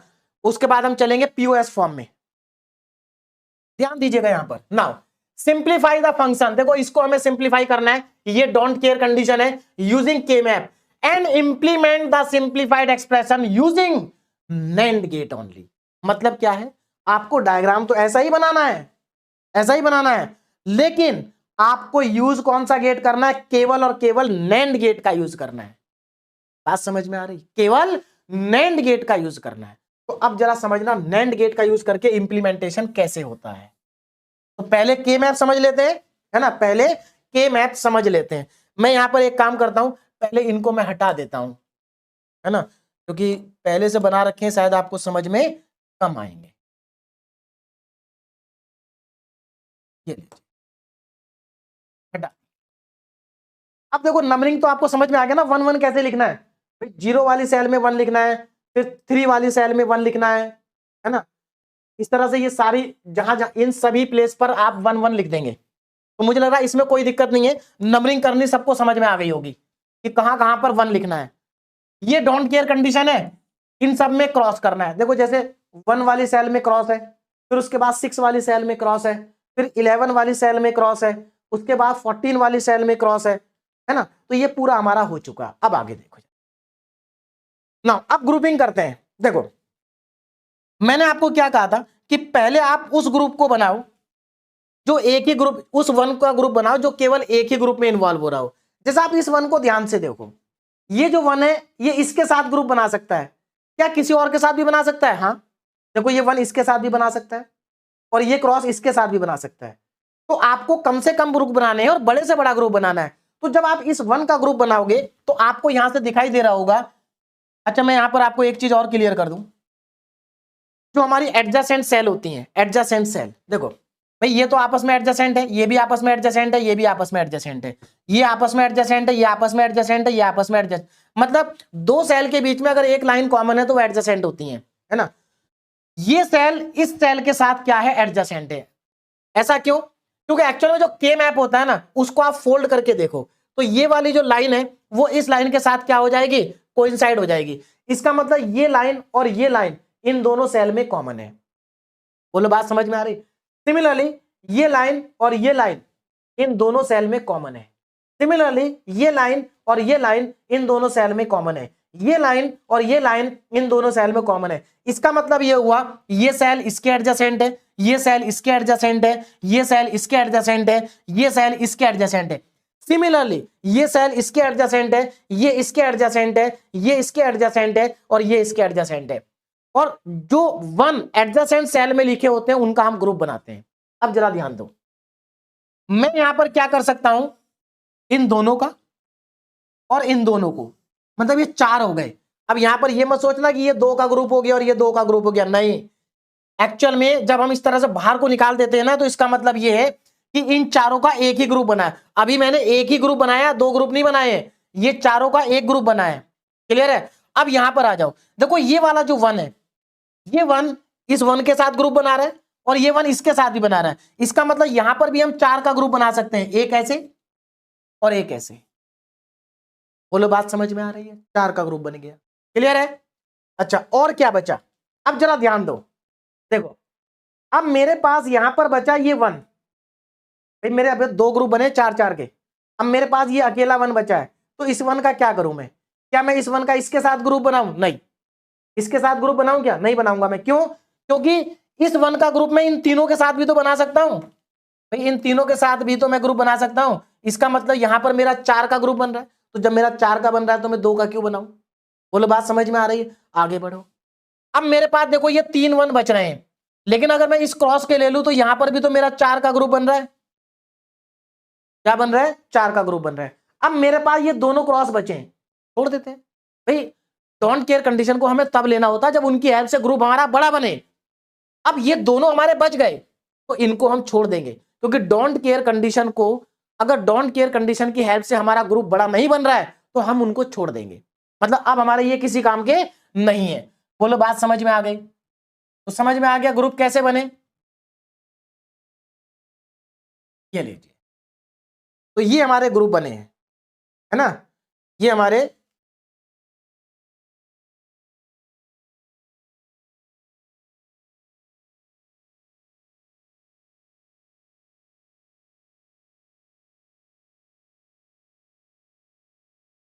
चलिए यहां पर मैं थोड़ा सा इसको सही कर देता हूं। हाँ, ये लीजिए, एक तो ये हो गया और एक, देखो एक ग्रुप ये हो गया और एक ग्रुप हमारा इधर से इधर बन गया। ये एक ग्रुप ये बना, एक ग्रुप इधर से इधर बना, दो तीन चार, हमारे चार चार के चार ग्रुप बने। अब हमें कॉमन लिखना है। क्या करना है? कॉमन लिखना है। जरा कैसे लिखेंगे देखो ध्यान से, अब ध्यान से देखना। सबसे पहले मैं इस वाले ग्रुप के लिए कॉमन लिख देता हूं, इस वाले के लिए चार का जो ग्रुप है, देखो कैसे लिखेंगे कॉमन। ये दो का और ये दो का जो ग्रुप है चार का, ये ऐसे और ये ऐसे, इनका कॉमन लिख रहा हूं। देखो इसके लिए आपको क्या करना है, इधर देखो इनमें कॉमन क्या है, इसमें कॉमन है बी कॉम्प्लीमेंट कॉमन है, ए तो अलग अलग है। इधर से बी कॉम्प्लीमेंट कॉमन आ रहा है, ठीक है। इधर से देखो क्या कॉमन आ रहा है, इधर से मेरा सी कॉमन आ रहा है, सी कॉम्प्लीमेंट। तो इधर से मेरा बी कॉम्प्लीमेंट कॉमन आया, उधर से सी कॉम्प्लीमेंट कॉमन आया, इसका मतलब मेरा आंसर ये वाला है। तो ये जो मेरा ग्रुप था ना ये वाला, इस ग्रुप का आंसर मेरा आ रहा है बी कॉम्प्लीमेंट सी कॉम्प्लीमेंट, ठीक है। अब इसका आंसर लिख लेता हूं, इसका और इसका। अब जरा ध्यान दो, जब मैं ये एक ही ग्रुप है तो इन दोनों में क्या कॉमन आ रहा है, इन दोनों में ए कॉमन आ रहा है, ठीक है।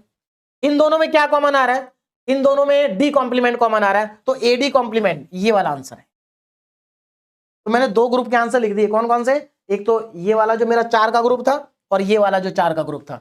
अब मेरे पास दो चार के ग्रुप और बचे हैं, एक तो ये, तो इसका देखो क्या होगा, ये जो येलो वाला ग्रुप है चार का, देखो इन दोनों में क्या कॉमन है, ए, इन दोनों में क्या कॉमन है, सी कॉम्प्लीमेंट, तो ए सी कॉम्प्लीमेंट, ये रहा आंसर।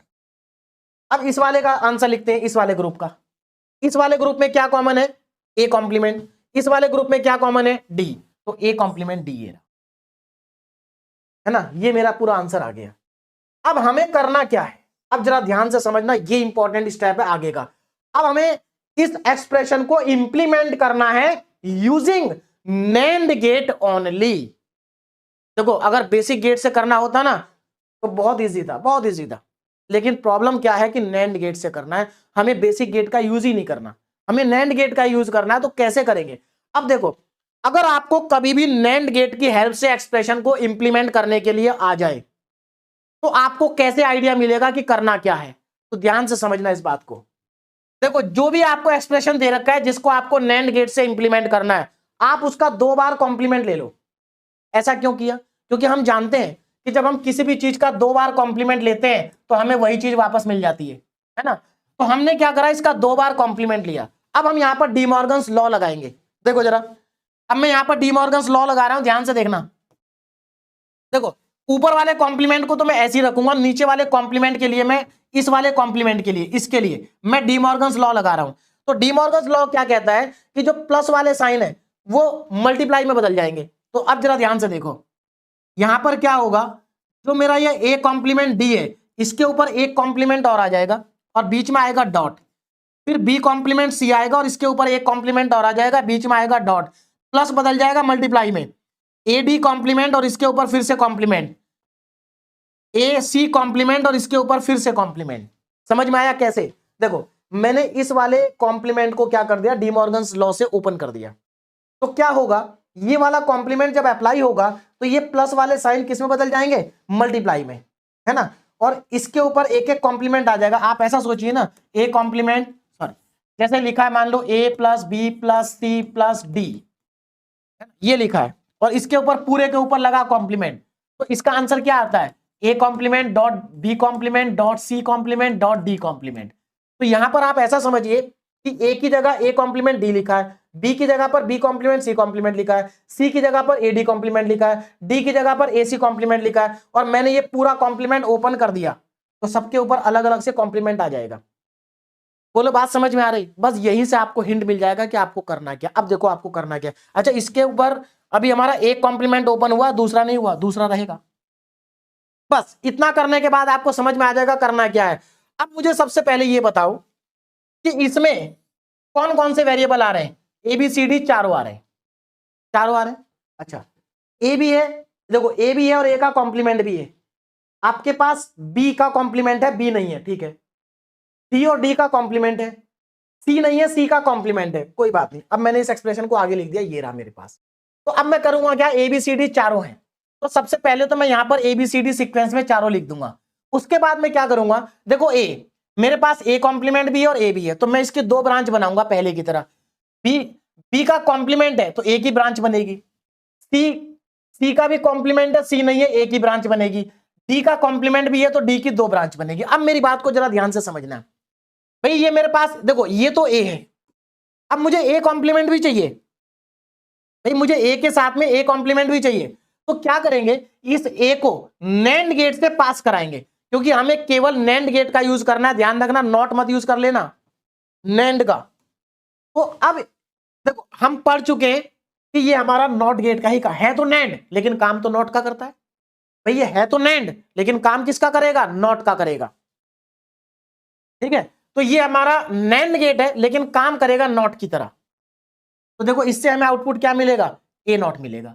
ये बी है, ये नैंड गेट है लेकिन काम करेगा नॉट की तरह, तो यहां से हमें बी कॉम्प्लीमेंट मिल गया। ये सी, ये नॉट नैंड गेट है लेकिन काम करेगा नॉट की तरह, तो यहां से हमें सी कॉम्प्लीमेंट मिल गया। अब डी देखो, तो यहां पर ये हमारा A complement B complement C complement, ये हमारा डी हो गया। और ये देखो ये नैंड गेट है, काम नॉट की तरह करेगा तो डी कॉम्प्लीमेंट।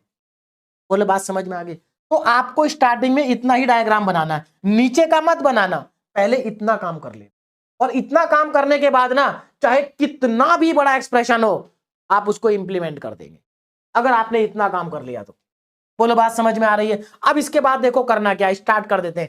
चलिए अब मैं यहीं से स्टार्ट कर रहा हूं, पिछली बार मैंने आगे से स्टार्ट किया था, आप कहीं से भी कर सकते हैं, मैं सीक्वेंस में ही कर लेता हूं इस बार। देखो सबसे पहले क्या लिखा, ए कॉम्प्लीमेंट डी, तो आपको उल्टा चलना है, पहले डी को आगे बढ़ाओ फिर ए कॉम्प्लीमेंट को आगे बढ़ाओ। तो डी कहां पर है, देखो डी ये रहा डी, इसको आगे बढ़ाओ, बढ़ा दिया आगे। उसके बाद ए कॉम्प्लीमेंट को आगे बढ़ाओ, ए कॉम्प्लीमेंट कहां है, ये रहा, इसको आगे बढ़ाओ। बोलो बात समझ में आ गई। और इन दोनों को अब जरा पीछे आओ, ए कॉम्प्लीमेंट डी, और हमें क्या करना है, देखो ए कॉम्प्लीमेंट डी तो हमें मिल गया भाई, ये जो हमारे पास है ये ए कॉम्प्लीमेंट है और ये डी है। अब मुझे एक बात बताओ, अगर मैं ए कॉम्प्लीमेंट डी को नैंड गेट से पास कराऊंगा तो नैंड गेट क्या करता है, इनपुट को मल्टीप्लाई करके उनका कॉम्प्लीमेंट कर देता। अब जरा यहां पर देखो ध्यान से, देखो यहां से आपको पता चल गया कि अगर हम ए कॉम्प्लीमेंट को डी को नैंड गेट से पास कराएंगे तो हमें इसका होल कॉम्प्लीमेंट मिल जाएगा। बात समझ में आ रही है। जब आप बी और बी कॉम्प्लीमेंट सी को नैंड गेट से पास कराएंगे तो आपको ये मिल जाएगा। जब आप ए डी कॉम्प्लीमेंट को नैंड गेट से पास कराएंगे तो ये मिल जाएगा। और जब आप ए सी कॉम्प्लीमेंट को नैंड गेट से पास कराएंगे तो आपको ये मिल जाएगा। और मैं आपको एक चीज बता दूं, कुछ नहीं करना है, जो आपका एक्सप्रेशन है उसको लिखना है और नैंड गेट का यूज करके पहले तो सीक्वेंस में ABCD लिख दो, है ना, जितनी भी ब्रांच है वो बना दो, इतना इतना डायग्राम आप पहले बना दो, उसके बाद बस आपको आगे बढ़ाते जाना और नैंड गेट का यूज करते जाना, दैट्स ऑल। तो पहला आपको समझ में आ गया। अब आगे देखो, अगला देखो ना, इतना समझने के बाद अब आपको इस वाली एक्सप्रेशन पे आ जाओ, इस वाली टर्म पे देखो, सी कॉम्प्लीमेंट बी कॉम्प्लीमेंट, तो सी कॉम्प्लीमेंट को पहले आगे बढ़ाओ, ये रहा सी कॉम्प्लीमेंट आगे बढ़ा दिया, फिर बी कॉम्प्लीमेंट को आगे बढ़ाओ, ये रहा बी कॉम्प्लीमेंट आगे बढ़ा दिया, दोनों को नैंड गेट से पास करा दिया, खत्म हो गया। आगे देखो, अब इस पे आ जाओ, एडी कॉम्प्लीमेंट, ए को आगे बढ़ाओ, ये बढ़ा दिया, है ना, और डी कॉम्प्लीमेंट को आगे बढ़ाओ, ये बढ़ा दिया, एंड गेट से पास करा, नैंड गेट से पास करा, क्लियर है। और लास्ट क्या है, लास्ट है आपका एसी कॉम्प्लीमेंट, तो सी कॉम्प्लीमेंट को आगे बढ़ाओ, ये सी कॉम्प्लीमेंट को आगे बढ़ाया, और ए को आगे बढ़ाओ, ये ए को आगे बढ़ाया और नैंड गेट से पास करा दिया, तो आपको ये चारों एक्सप्रेशन मिल जाएंगे। और जब अब आप इन चारों को एक बार और नैंड गेट से पास कराओगे तो इन सब का मल्टीप्लाई होके क्या लग जाएगा, इन सब को मल्टीप्लाई करने के बाद एक बार कॉम्प्लीमेंट और आ जाएगा। तो आप खुद ही सोच के देखो, जब आप इन चारों को इससे पास कराओगे, ये नैंड गेट है, तो ये करेगा क्या, इन चारों को मल्टीप्लाई भी करेगा और इनके ऊपर होल कॉम्प्लीमेंट कर देगा। और वही तो यहां पर भी लिखा, देखो यही लिखा है। बात समझ में आ रही है। तो समझ में आ गया क्या करना है। और इसी तरह से आपको सारे क्वेश्चन करने हैं नैंड गेट के। अब मुझे लगता है अगर इतना आपको समझ में आ गया ना, तो अब आप 4 वेरिएबल का कोई भी क्वेश्चन कर सकते हैं। बस आपको ध्यान क्या रखना है, के मैप बनाते समय कम से कम ग्रुप बनाने हैं, बड़े से बड़ा ग्रुप बनाना है, ये सबसे इंपॉर्टेंट बात है।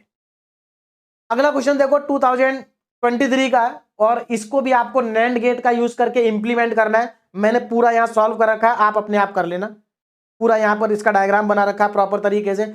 अगला क्वेश्चन देखो, अगला क्वेश्चन अगेन नैंड गेट को यूज करके इंप्लीमेंट करना है। के मैप मैंने पूरा बना रखा है, डायग्राम भी बना रखा है, आप अपने आप प्रैक्टिस कर लेना। नेक्स्ट क्वेश्चन देखो अगेन, हाँ यहां पर इसको मैं समझा देता हूं क्योंकि 5 वेरिएबल का क्वेश्चन आ गया।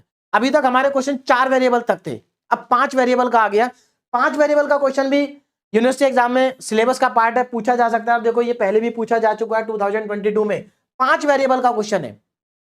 ध्यान दो कैसे करेंगे 5 वेरिएबल वाले क्वेश्चन को, है ना। चलिए इसको जल्दी से समझ लेते हैं, उसके बाद क्लास को एंड करेंगे। तो भाई यहां पर 5 वेरिएबल है।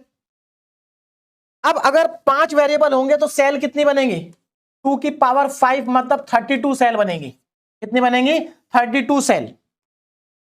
अब ध्यान दो जरा यहां पर 32 सेल, लेकिन 32 सेल आपको एक ही के मैप में नहीं बनानी है, आपको यहां पर 16 सेल के 16 सेल के 2 के मैप बनाने। कैसे बनाने ध्यान दो, देखो यहां पर 5 वेरिएबल है, तो आप क्या करेंगे, इन 5 वेरिएबल में से पहला वाला जो वेरिएबल है, पहला वेरिएबल ए है ना, इस वेरिएबल को आप इसका एक बार देखो 2 के मैप आप बनाएंगे। ये पहला के मैप है 16 सेल का, ये दूसरा के मैप है 16 सेल का। तो आपको करना क्या है, जो पहला वाला वेरिएबल है इस के मैप के ऊपर ए कॉम्प्लीमेंट लिखेंगे और इसके ऊपर ए लिखेंगे। तो पहला वेरिएबल हमारा खत्म हो गया, पहला वाला वेरिएबल हमारा कंज्यूम हो गया। अब बचे हमारे पास 4 वेरिएबल। अब इन 4 में से बीसी को नीचे डीई को ऊपर, यहां पर भी बीसी को नीचे डीई को ऊपर। बोलो बात समझ में आ गई, बाकी सब कुछ वैसा ही रहेगा। अब आपको क्या करना है, नंबरिंग करनी है। देखो इस पहले वाले के मैप में 0 1 2 3, अब देखो पहले नंबरिंग देखो, 0 1 2 3 4 5 6 7 8 9 10 11 12 13 14 15, तो ये 16 तक की 15 तक की हमारी मार्किंग हो गई। अब आगे देखो, जो दूसरा वाला के मैप है इसमें 16 से स्टार्ट होगा क्योंकि 15 तो यहां पर खत्म हो गया। अब देखो 16 17, फिर से वही पैटर्न चलेगा, 16 17 18 19 20 21 22 23। अब इस वाली रो को छोड़ेंगे, 24 25 26 27 28 29 30 और 31। नंबरिंग समझ में आ गई। अब क्या करना है, जो जो नंबर यहां पर दे रखे हैं उस सेल में आप 1 लिखेंगे। क्या लिखेंगे? 1। तो देखो मैंने यहां पर सब में 1 लिख रखा है। बोलो बात समझ में आ रही है? सब में क्या लिख रखा है? 1 मैंने यहां पर लिख रखा है। बस उसके बाद आपको क्या करना, ग्रुपिंग करनी है। पहले इसमें ग्रुपिंग कर लेते हैं। देखो यहां पर मैंने पहले से बना रखे हैं, देखो यहां पर ये 4 1 है, चारों का ग्रुप बन जाएगा, इन चारों का एक ग्रुप बन जाएगा, ये अकेला 1 बचेगा, इसका ग्रुप इसके साथ बन जाएगा। तो यहां पर 3 ग्रुप बन गए हमारे। अब इधर देखो, अब इधर ग्रुप बनाते हैं, यहां पर इन चारों का ग्रुप बनेगा एक, तो है ना, एक इन दोनों का ग्रुप बनेगा, उसके बाद ये अकेला 1 बन जाएगा, इस 1 का ग्रुप इसके साथ बनेगा। तो देखो यहां पर इन दोनों का ये जो 1 है इसका ग्रुप इसके साथ बनेगा, तो आप ऐसे बनाएंगे, तो ये हमारा एक ग्रुप बन गया। बोलो बात समझ में आ रही है? एक ग्रुप हमारा ये बन गया। अब हमें यहां पर देखो देखना क्या है, पहले ये देखो क्या इन दोनों के मैप के अंदर कोई ग्रुप कॉमन है क्या? हाँ बिल्कुल है। देखो ये ग्रुप कॉमन है, यहां पर भी है और यहां पर भी है। ये वाला 2 का ग्रुप भी कॉमन है, यहां पर भी है और यहां पर भी है। ये वाला 4 का ग्रुप कॉमन नहीं है ना। उसके बाद ये वाला ग्रुप भी हमारा कॉमन नहीं है। तो सबसे पहला काम आपको क्या करना है, जो ग्रुप कॉमन है ना पहले उसी का आंसर लिख लेते हैं। देखो ये ग्रुप कॉमन है, तो यहां पर आपको एक चीज ध्यान रखनी है, अगर दोनों के मैप में कोई ग्रुप कॉमन है तो ये जो आपने ऊपर वाला अल्फाबेट लिखा था ना, ए कॉम्प्लीमेंट और ए, ये आपस में कैंसिल आउट हो जाएंगे, ये हमारे आंसर में नहीं आएंगे। अगर कॉमन ग्रुप का आप आंसर लिख रहे हैं तो कॉमन ग्रुप का। अब देखो जरा यहां पर, तो मैं इस कॉमन ग्रुप के लिए आंसर लिख रहा हूं, तो देखो कैसे लिखेंगे आंसर। मुझे बताओ इस ग्रुप के लिए यहां से आंसर क्या आएगा, क्योंकि सीधी सी बात है इस ग्रुप के लिए जो आंसर यहां से आएगा वही आंसर इस ग्रुप के लिए यहां से आएगा, कॉमन है दोनों जगह। तो इसके लिए आंसर क्या आएगा जरा ध्यान से देखो। देखो यहां तो चारों में कुछ भी कॉमन नहीं है, यहां पर डीई कॉम्प्लीमेंट कॉमन है, डीई कॉम्प्लीमेंट क्या है? कॉमन है। तो इसका आंसर हमारा डीई कॉम्प्लीमेंट आ गया, इन दोनों कॉमन ग्रुप का। अब ऐसा ना हो कि आप यहां से भी डीई कॉम्प्लीमेंट लिख रहे हैं और यहां से भी लिख रहे हैं, एक ही बार आएगा, मतलब इन दोनों का एक ही आंसर है। क्लियर होगी बात? आगे देखो, अब दूसरा कौन सा ग्रुप है हमारा कॉमन? ये 2 2 का ग्रुप भी कॉमन है ना। तो चलिए मैं इस 2 2 वाले के लिए आंसर लिख लेता हूं। पहले आप इसके लिए आंसर लिखो जरा। इसके लिए आंसर क्या आएगा? यहां से देखो, यहां से कॉमन आ रहा है सी और यहां से कॉमन है डीई कॉम्प्लीमेंट, इसका मतलब सी डी कॉम्प्लीमेंट ई, सी डी कॉम्प्लीमेंट ई, ये वाला आंसर आएगा इसका, सी डी कॉम्प्लीमेंट ई। किसके लिए? इसके लिए। बोलो बात समझ में आ गई? अच्छा, तो कॉमन वाले दोनों लिख दिए मैंने, कॉमन वालों का आंसर लिख दिया। अब मैं लिखता हूं इसका आंसर, ये जो 4/4 का है, मतलब ये 4 का ग्रुप है लेकिन ये कॉमन नहीं है। चलो अब इसमें देखो आंसर क्या आएगा इस ग्रुप का। देखो यहां से क्या कॉमन है? बी कॉम्प्लीमेंट, यहां से क्या कॉमन है? डी कॉम्प्लीमेंट, इसका मतलब बी कॉम्प्लीमेंट डी कॉम्प्लीमेंट आएगा इसका आंसर, लेकिन ये ग्रुप इसमें नहीं है, तो क्या होगा? तो ये ए कॉम्प्लीमेंट भी आएगा। जो ग्रुप कॉमन नहीं होता उस ग्रुप के आंसर में ऊपर लिखा हुआ भी आता है, मतलब इसके लिए ए कॉम्प्लीमेंट भी आएगा। तो यहां से कॉमन आ गया बी कॉम्प्लीमेंट, यहां से कॉमन आ गया डी कॉम्प्लीमेंट और ए कॉम्प्लीमेंट साथ में आएगा, तो A complement B complement D complement, ये इसके लिए आंसर आएगा। अंतर समझ में आया भाई? ये ग्रुप उधर नहीं था, तो इस ग्रुप का जो आंसर है, यहां से तो हमने पहले की तरह लिखा बी कॉम्प्लीमेंट और यहां से डी कॉम्प्लीमेंट, लेकिन साथ में ए कॉम्प्लीमेंट भी आएगा। अगर ये ग्रुप कॉमन होता तो ए कॉम्प्लीमेंट नहीं आता। बोलो बात समझ में आ गई? अच्छा, और कोई बच गया क्या? हाँ, अब ये एक ग्रुप बच गया इधर भाई, ये तो हो गया, ये भी हो गया, ये बच गया 2 का ग्रुप। अब इसके लिए देखो आंसर क्या आएगा। देखो यहां से तो बीसी कॉम्प्लीमेंट आएगा, कॉमन है, और इन दोनों सेल में क्या कॉमन है भाई? इन दोनों सेल में भी तो कॉमन देखना पड़ेगा, इन दोनों में कॉमन है ई कॉम्प्लीमेंट। तो देखो यहां से आंसर आ रहा है बी सी कॉम्प्लीमेंट, वहां से आंसर आ रहा है इधर से ई कॉम्प्लीमेंट, और साथ में ए भी आएगा।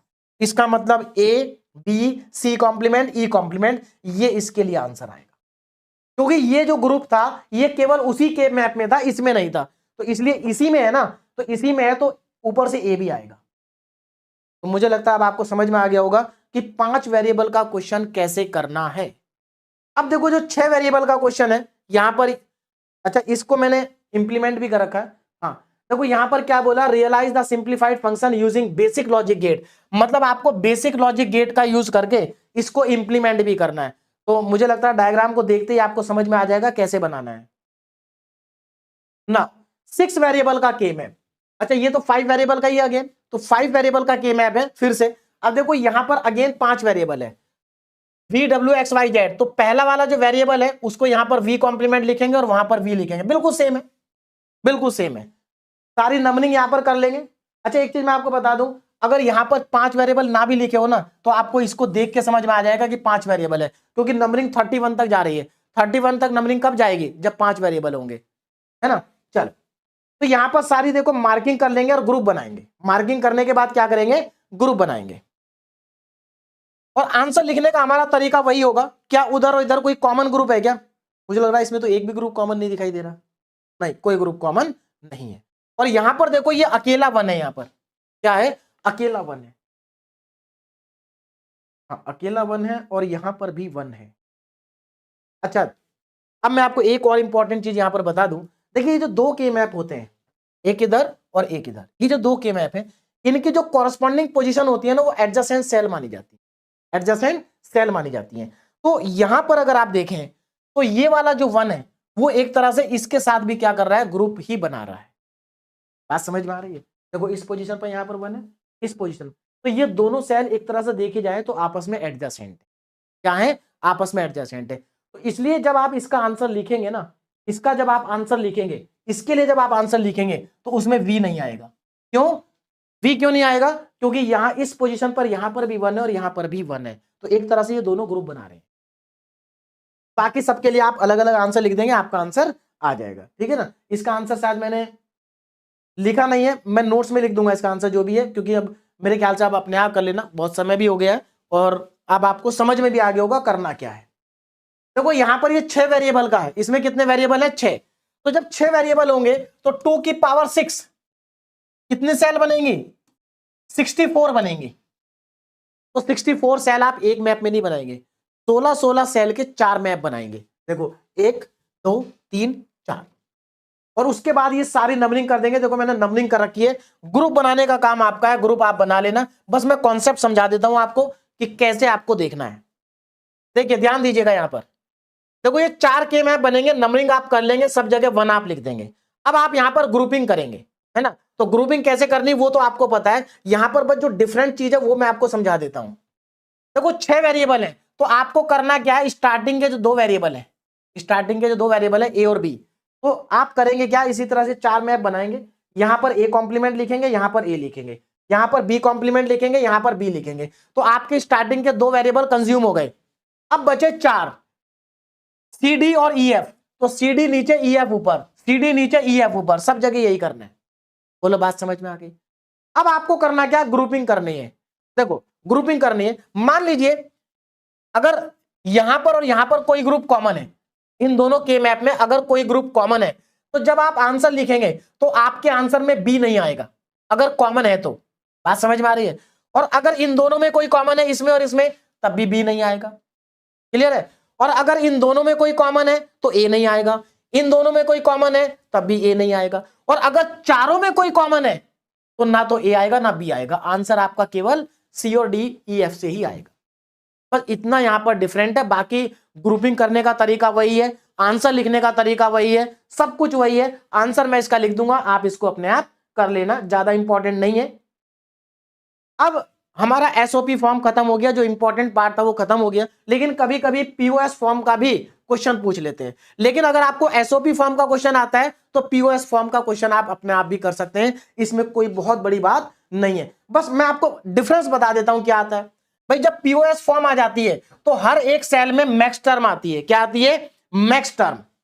बात समझ में आ रही है, मैक्स टर्म आएगी हर एक सेल में, और मैक्स टर्म में आपको पता है प्लस होता है। तो यहां पर देखो बस प्रोडक्ट की जगह, मल्टीप्लीकेशन की जगह प्लस आ जाएगा, बाकी कोई और अंतर आपको यहां पर दिखाई नहीं देगा। हाँ एक अंतर और है, पीओएस फॉर्म में 0 की जगह पर वेरिएबल बिना कॉम्प्लीमेंट के आता है और 1 की जगह पर कॉम्प्लीमेंट के साथ आता है, बस इतना अंतर है, बाकी कुछ और अंतर नहीं है। 2 वेरिएबल के लिए 4 सेल बनेंगे, 3 वेरिएबल के लिए 8 सेल बनेंगे, 4 वेरिएबल के लिए 16 सेल बनेंगे। और यहां पर क्वेश्चन केवल 4 वेरिएबल तक का होगा, यहां पर 5 और 6 वेरिएबल का क्वेश्चन भी नहीं पूछा जाता, केवल 4 वेरिएबल का क्वेश्चन यहां पर इंपॉर्टेंट है। और जो पीओएस फॉर्म का क्वेश्चन होगा आपको देख के कैसे पता चलेगा, इसमें देखो पाई लिखा होगा, या फिर अगर अल्फाबेट की फॉर्म में दिया है तो यहां पर क्या होगा, प्रोडक्ट ऑफ सम होगा, प्रोडक्ट ऑफ सम, और डोंट केयर कंडीशन यहां पर भी होगी। बाकी क्वेश्चन करने का तरीका एज इट इज सेम है, कुछ भी नहीं बदलेगा, बस यहां मल्टीप्लीकेशन की जगह सब जगह प्लस आ रहा है, ग्रुपिंग करने का तरीका वही है, सब कुछ वही है, ठीक है, सब कुछ वही है, कुछ भी नहीं बदलेगा। और आपको इनको इंप्लीमेंट भी करना है, इंप्लीमेंट करने का तरीका भी वही है। तो मैंने यहां पर पूरे पूरे क्वेश्चन सॉल्व कर रखे हैं, डायग्राम भी बना रखे हैं, आप अपने आप देख के इनको एक बार सॉल्व कर लेना, कहीं पर मुझे नहीं लगता अब आपको कोई डाउट आएगा, सारे क्वेश्चन सॉल्व है, क्लियर है। अब देखो यहां पर कुछ क्वेश्चन मैंने आपको प्रैक्टिस करने के लिए दे रखे हैं, आप करना चाहें तो कर सकते हैं, इसके अंदर कोई भी क्वेश्चन ऐसा नहीं है जो आपसे ना हो। अगर आपने जो मैंने आपको समझाया अगर वो समझ लिया है तो इनमें से कोई ऐसा क्वेश्चन नहीं है जो आपसे ना हो, ये सारे सिंपल क्वेश्चन है। देखो बाइनरी एडिशन का है, 1 और 2 कॉम्प्लीमेंट लिखना है, यहां पर बेस निकालना है, यहां पर कन्वर्जन करना है, तो ये तो सब मुझे नहीं लगता किसी भी स्टूडेंट को कोई दिक्कत आएगी। तो आप एक बार इन क्वेश्चन को देख लेना, करके मत देखना, आप जब देखेंगे ना आपको समझ में आ जाएगा करना क्या है। और ये सारे क्वेश्चन वो हैं जो आपसे एकेडीयू यूनिवर्सिटी में पहले पूछे जा चुके हैं, क्लियर है। तो चलिए मुझे लगता है अब आप अपने आप प्रैक्टिस कर लेना, नोट्स आपको मिल जाएंगे गेटवे क्लासेस एप्लीकेशन पर, मुझे लगता है ऑलरेडी अपलोडेड है और सभी के लिए फ्री ऑफ कॉस्ट अवेलेबल है, क्लियर है। और जैसा कि मैं आपको पहले भी बता चुका हूं कि गेटवे क्लासेस एप्लीकेशन पर 20 मार्च से सेकंड सेम के कोर्सेज जो है क्लासेस जो है वो स्टार्ट हो जाएंगी, है ना। और उनका जो प्राइस है वो सब मैं आपको इस वीडियो के स्टार्टिंग में कई बार बता चुका हूं, एक बार आप देख सकते हैं, क्लियर है। अब आप अपने आप एक बार प्रैक्टिस कर लेना, है ना। Okay, thank you very much.